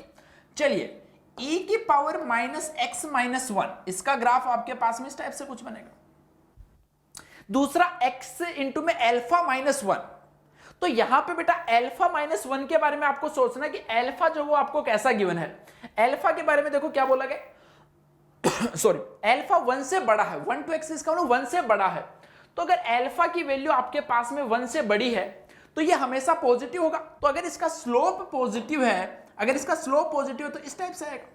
तो इसका सॉल्यूशन जो वो क्या आ रहा है आपके पास में 0, जबकि उसने क्या बोला 0 से बड़े के लिए वो बात कर रहा है। देखो ध्यान से, x जो क्या बात कर रहा है 1 से बड़ा, 1 से बड़ा कोई सॉल्यूशन बेटा मिल रहा है क्या, नहीं मिल रहा है। कहीं पे देखो ये आपके पास में इंटरसेक्ट ही नहीं करेगा, आगे जाके कहीं इंटरसेक्ट नहीं करेगा। तो ये बच्चों आपके पास में क्या बोल रहा है, गलत बात बोल रहा है।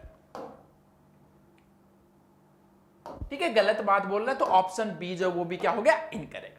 चलिए ऑप्शन सी की बात कर लेते हैं। For every x greater than 0 there exist a beta belongs to 0 to x। अब देखो आगे क्या बोल रहा है, 5 to x is equal to this.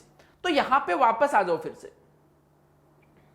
इसमें बच्चों एक बात बताइए, ये जो 5 to x फंक्शन है इसके बारे में बात कर रहा है। तो क्या 5 to फंक्शन आपको डिफरेंशिएबल नजर आ रहा है? बिल्कुल डिफरेंशिएबल बच्चों आपको नजर आ रहा होगा। तो अगर मैं इसके अंदर LMVT अप्लाई कर दें, LMVT अप्लाई करेंगे तो बच्चों ये देखो क्या बनेगा, फाई नहीं, इसको बेसिकली साई बोला जाता है ना, साई बोला जाता, जो भी मतलब बोलना चाहो फंक्शन है। तो साई टू डैश एक्स, उसको बच्चों हम क्या लिख सकते हैं, साई टू एक्स माइनस में साई टू 0 अपॉन में x माइनस 0। इस टाइप से आप LMVT थ्योरम जो है वो यहां पे अप्लाई कर सकते हो भाई इजीली। तो साई टू डैश एक्स, इसको डिफरेंशिएट करेंगे तो देखो 2x माइनस 2 प्लस में 2 इंटू में e की power minus x. Sai to x जो वो भी आपके सामने लिखा हुआ है यहाँ पे, x square minus 2x minus 2 e की पावर। या आप चाहो तो जो जैसे कि अपने पास में ऑप्शन था वो इसको सोल्व नहीं करवा रहा था, तो हम इसको साई टू एक्स लिख देते हैं। साई टू 0, जब x की वैल्यू देखो 0 डालेंगे तो ये 0 बन जा रहा है, तो ये खत्म हो गया अपॉन में x। तो यहां से साई टू x जो है वो क्या आ गया, x देखो यहां पे 2 कॉमन आ रहा है तो 2 से बाहर x से मल्टीप्लाई हो रहा है, मल्टीप्लाई कर दो। ये देखो जब 2 बाहर आ गए तो x प्लस में e की power minus x, x plus में e की पावर माइनस एक्स बेटा क्या है, साई 1x और माइनस में 1 हो रहा है। तो इसका मतलब अगर हम यहां पे x 0 से लेके x के बीच में अगर कोई भी एक नंबर बीटा अगर हम लेंगे तो उसके लिए बच्चों क्या होगा, ये सेटिस्फाई करेगा। तो उसी को उसने बीटा बोल दिया है। तो ये क्या बोलना चाह रहा है आपके पास में, 5 to x is equal to 2x into में साई 1 बीटा माइनस का। देखो जरा यही बात ये बोलना चाह रहा है क्या, बिल्कुल बच्चों यही सेम चीज जो है वो यहां पे ये बोलना चाह रहा है। तो इसका मतलब ये चीज जो है वो आपके पास में क्या हो जाएगी, ट्रू हो जाएगी। ये चीज आपके पास में ट्रू हो जाएगी। तो ऑप्शन सी, वैसे तो ये सिंगल करेक्ट था तो आपका आंसर आ चुका है, बट ऑप्शन डी जो वो भी हम चेक कर लेते हैं। F is increasing function. भाई जब भी अगर ये इंक्रीजिंग की बात कर रहा है, इंक्रीजिंग की अगर ये बात कर रहा है तो एफ डैश एक्स की बात करेगा ना, एफ डैश एक्स की बात करेगा। तो एफ डैश एक्स हम वहां से निकाल सकते हैं। देखो एफ डैश एक्स क्या आ रहा है, 2 इंटू में x minus X square into में e की पावर माइनस एक्स स्क्वायर। अब ये तो हमेशा पॉजिटिव है, x को अगर बाहर ले लें तो ये आ रहा है 1 माइनस का x e की पावर माइनस एक्स स्क्वायर। ये तो बेटा हमेशा पॉजिटिव है, e की पावर माइनस एक्स स्क्वायर। इसके बारे में क्या ख्याल है, एक क्रिटिकल पॉइंट 0 आ रहा है, एक 1 आ रहा है। तो 1 से जैसे ही बड़ा होगा ये नेगेटिव, ये पॉजिटिव, ये नेगेटिव, यानी फंक्शन ने पहले डिक्रीज किया फिर इंक्रीज किया फिर डिक्रीज किया, ऐसा बनेगा। तो अब ये देखो जरा ऑप्शन में क्या बोल रहा है कि 0 से 3/2 में फंक्शन इंक्रीजिंग है, 0 से 3/2 में फंक्शन इंक्रीजिंग है। क्या ऐसा हो रहा है, नहीं, 0 से 1 में इंक्रीजिंग है, 1 के बाद तो वो वापस से क्या हो रहा है बच्चों, डिक्रीज हो रहा है, डिक्रीज हो रहा है। तो ये आपके पास में इस पैराग्राफ का फर्स्ट पार्ट था, ये ऑप्शन गलत हो गया, ऑप्शन सी इसका ओनली करेक्ट आंसर। ठीक है, चलिए इसके सेकंड क्वेश्चन पे चलते हैं बच्चों। पैराग्राफ का जो सेकंड क्वेश्चन है, which of the following statement is true. First बोल रहा है 5x is less than equals to 1। चलिए भाई चेक करते। 5x आपको क्या गिवन था, e की power minus x plus x, ऐसा गिवन था। ये बोल रहा है कि लेस देन इक्वल्स टू 1, यानी कि क्या बोलना चाह रहा है, e की power minus X is less than equals to 1 minus X, और ये बोल रहा है कि x की सारी रियल वैल्यूज के लिए क्या ये चीज सच है। ग्राफ से पता लगा ले भाई, ग्राफ सबसे अच्छा तरीका होता है पता लगाने का। जब भी बात करता है कि लेस देन है ग्रेटर देन है, तो सिंपल ग्राफ आप ड्रॉ कर लीजिए। e की पावर माइनस एक्स का ग्राफ, e की पावर माइनस एक्स का ग्राफ भाई इस टाइप से कुछ होता है। अगला बोल रहा है 1 माइनस एक्स, तो x जब 0 डालेंगे तो ये यहां से यानी कि इस पॉइंट से पास होगा। स्लोप इसका कैसा है, नेगेटिव है, स्लोप इसका नेगेटिव है। और साथ ही साथ में और क्या बात है आप जानते हो इसके बारे में, यहां पे x की वैल्यू 1 पे ये इसको इंटरसेक्ट करेगा। अब मेन बात क्या आती है, अब इसने देखो क्या बोला है, 5x मतलब बेसिकली e की पावर माइनस एक्स वो हमेशा इससे छोटा रहेगा।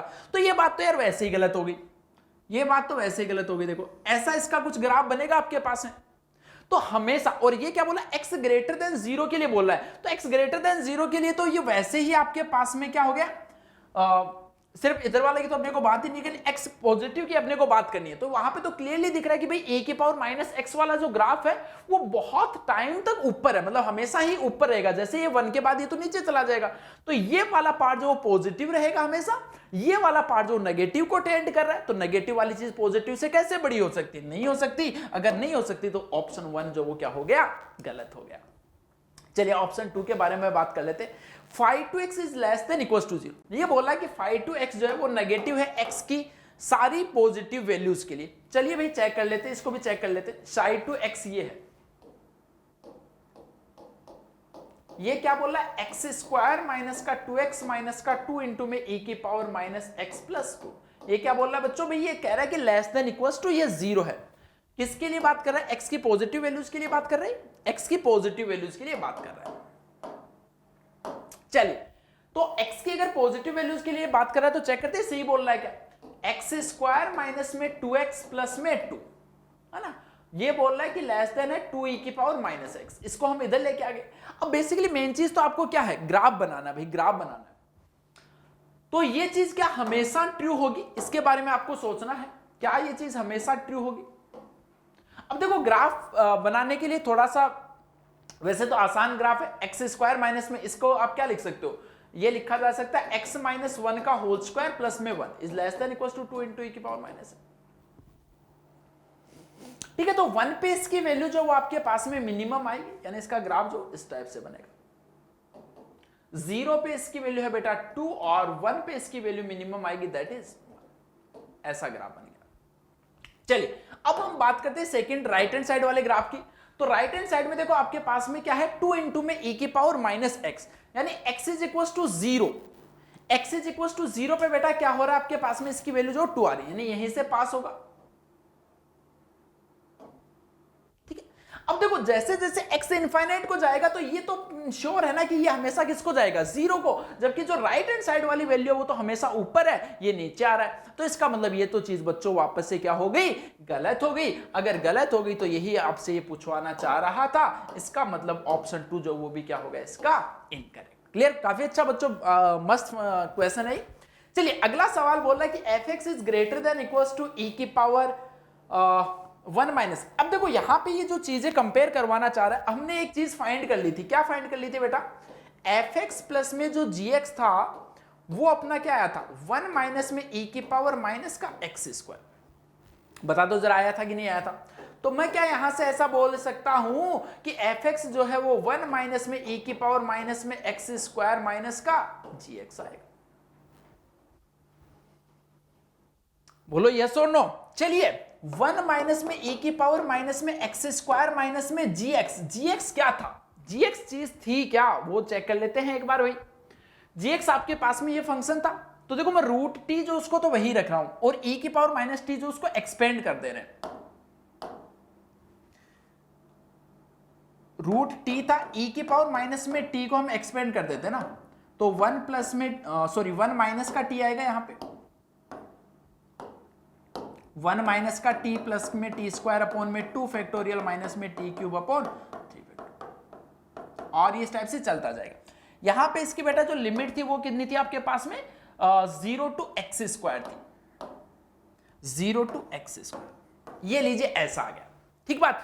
अब देखो यहां पे क्या बोल रहा है कि f(x) is greater than equals to, अगर मैं तुम्हें ये बोलूं कि भाई कि इसमें से ये वाली जो चीज है, अब देखो इसको क्या कितनी चीजें चाहिए वो भी यहां से क्लियरली नजर आ रहा है। जैसे देखो यहां पे देखना f(x) जो है वो आपके पास में क्या आ गया 1 माइनस में e की power minus X square minus root t का क्या होता है भाई t की पावर 3/2 2/3, तो ये लीजिए 2/3 और t की पावर 3/2 था, t की जगह एक्स स्क्वायर डाला तो क्या बन गया एक्स क्यूब बन गया।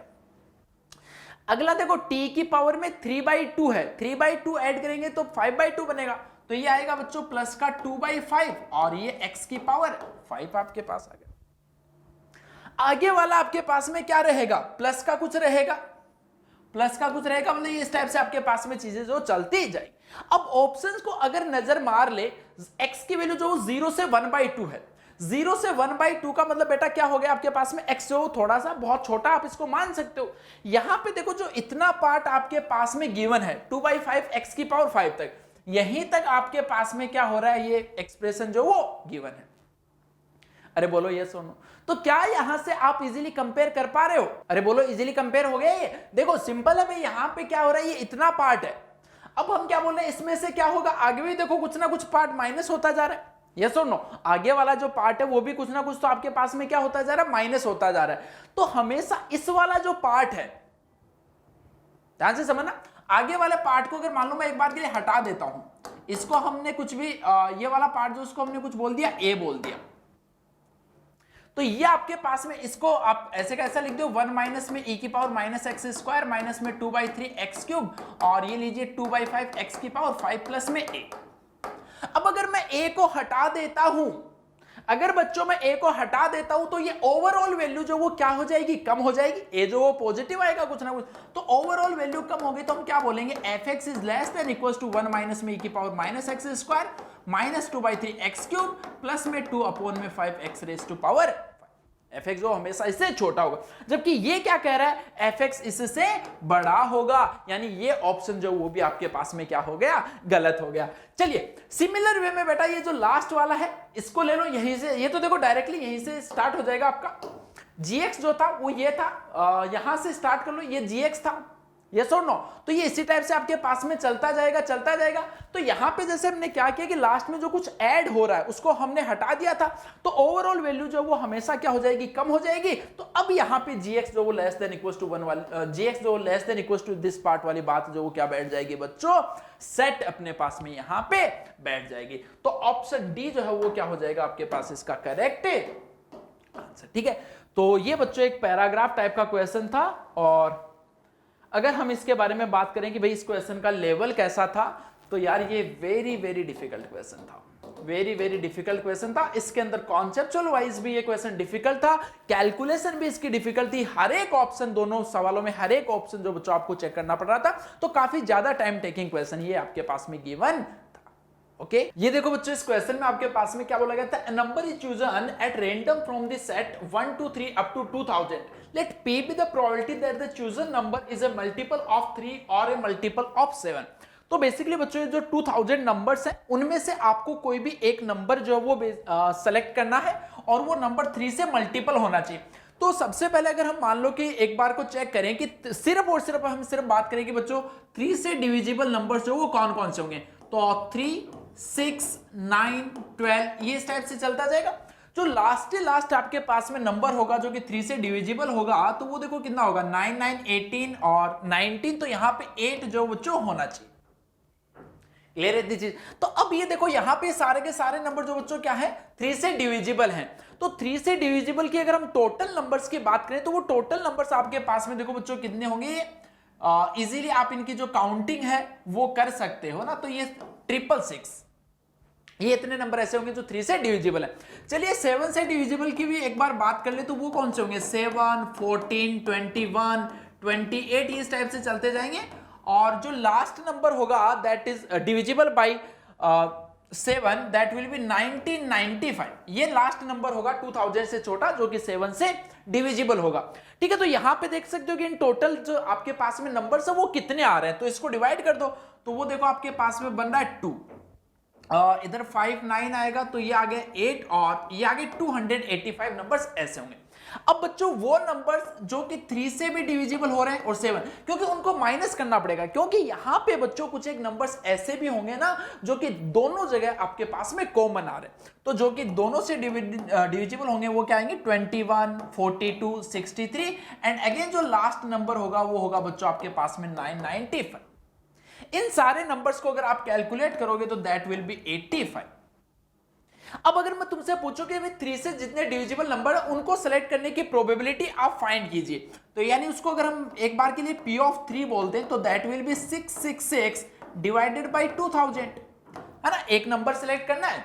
और P ऑफ 7 जो है बच्चों वो आपके पास में आ गया 285 डिवाइडेड बाय 2000। और अगर हम एक और बात करें 3 इंटरसेक्शन 7 यानी कि जो 3 से भी डिविजिबल है और 7 से भी डिविजिबल है वो आगे आपके पास में 85 डिवाइडेड बाई 2000। अब आपको फाइंड क्या करना था, जो कि 3 से डिविजिबल हो या फिर 7 से डिविजिबल हो।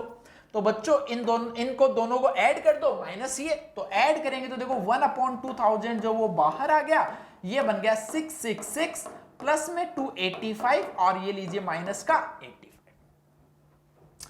अब इनको देखो अपने को कैलकुलेट करना पड़ेगा, है ना, करना ही पड़ेगा, मतलब ऑप्शन थोड़ी ये कोई और। तो ये यहाँ पे 200 आ गया, ये 85 हमने ठीक किया ना, बस ये कैलकुलेशन एक बार चेक कर लेना। 8 21 था ना 8 और ये आई थिंक 9 टाइम्स जाएगा, ये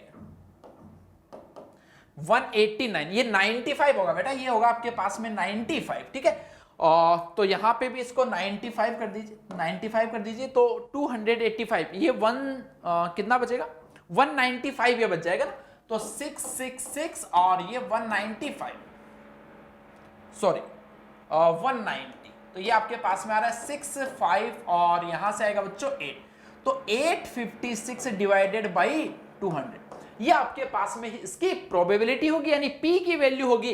अब आपको 500 टाइम्स ऑफ P पूछा है, यानी कि 856 अपॉन में 2000 से बच्चों इसको क्या कर दो मल्टीप्लाई, तो ये देखिए 4, ये यहां पे आ गया 2 1 और 4, तो यही इस क्वेश्चन का क्या होगा आपके पास में फाइनल आंसर। तो अगर बच्चों जेईई एडवांस के पेपर की लेवल की बात की जाए तो उसके पेपर के लेवल के हिसाब से इस क्वेश्चन को आप इजी कैटेगरी जो है उसके अंदर डाल सकते हो। ओके, चलिए अगला क्वेश्चन देखते हैं।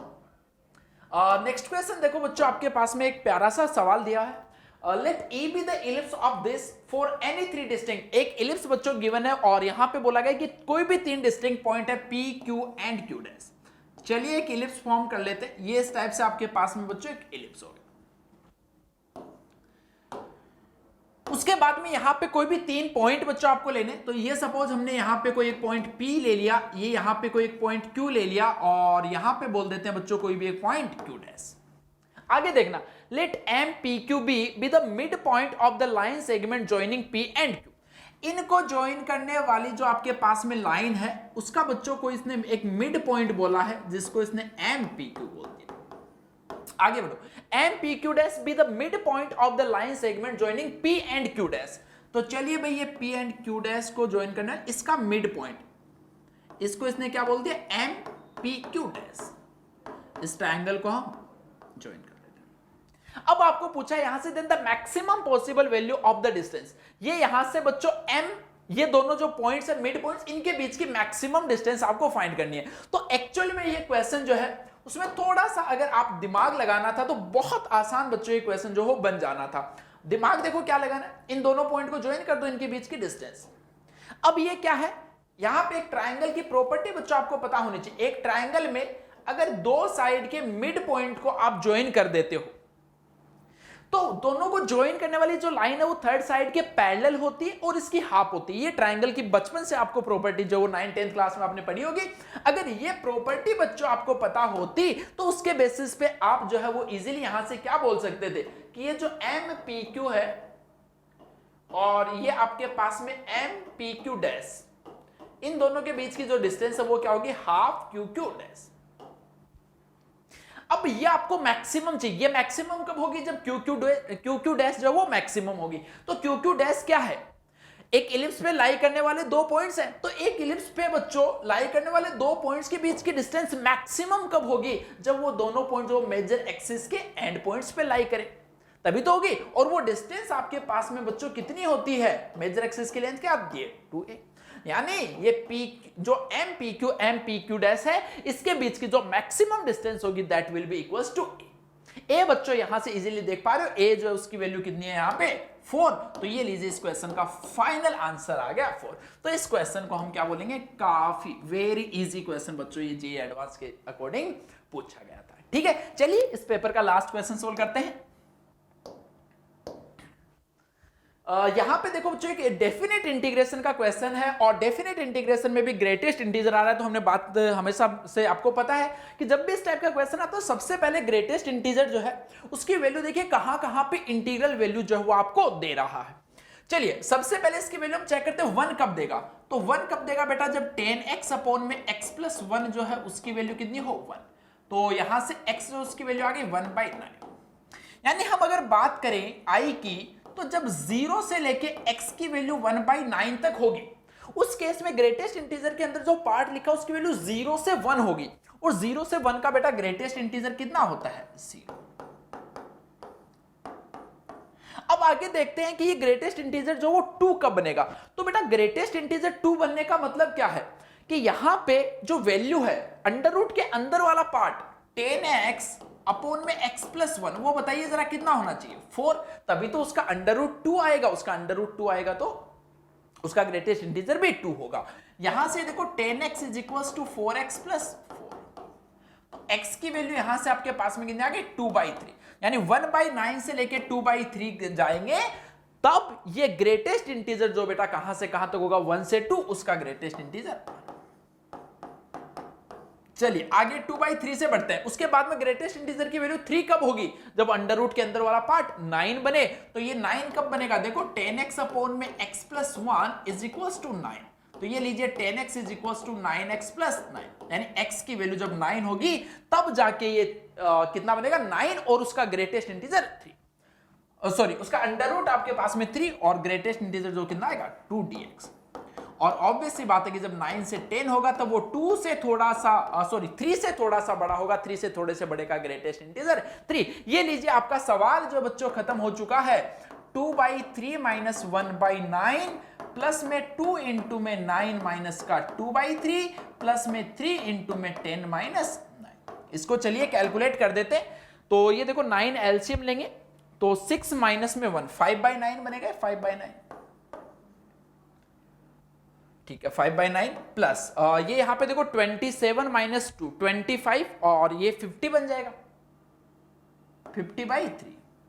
और लास्ट वाला आपके पास में कितना आएगा? अगेन 3। इनमें सब में फिर से 9 एलसीएम ले लो तो ये 5 प्लस में 150 और ये बनेगा बच्चों 27 डिवाइडेड बाई 9। तो ये कितना आ रहा है आपके पास में? 150 170 182 डिवाइडेड बाई 9। ये बच्चों आपके पास में इस इंटीग्रल जो उसकी वैल्यू आएगी जो किसने आई बोल रखा है। आई को 9 से मल्टीप्लाई करेंगे तो 9 खत्म हो गया। तो ये लीजिए आपके पास में इसका फाइनल जो आंसर है वो आ गया बच्चों 182। ओके, तो ये बच्चों आपका पेपर 2 था। और ये आपने देखा रिलेटिवली ये पेपर जो वो बिल्कुल थोड़ा सा डिफिकल्टी जो है उसकी तरफ टेंड कर रहा है। कुछ एक क्वेश्चन इसके अंदर बच्चों काफी अच्छे अच्छे क्वेश्चंस भी थे, बट हाँ अगर आप इजी और मॉडरेट क्वेश्चन को अगर टारगेट करते तो कुछ जो होता है ना एक रेस्पेक्टिव स्कोर जो होता है वो आप यहाँ पे अचीव कर सकते थे, जितने भी आपने जो सोचा था कि ये मेरा आना चाहिए। बट उसके लिए आपको उन क्वेश्चन जो उनको पिक करना था, जैसे कि जो भी इंटीजर वाले पार्ट थे वो बच्चों आपके काफी आसान थे रिलेटिवली। ठीक है बच्चों।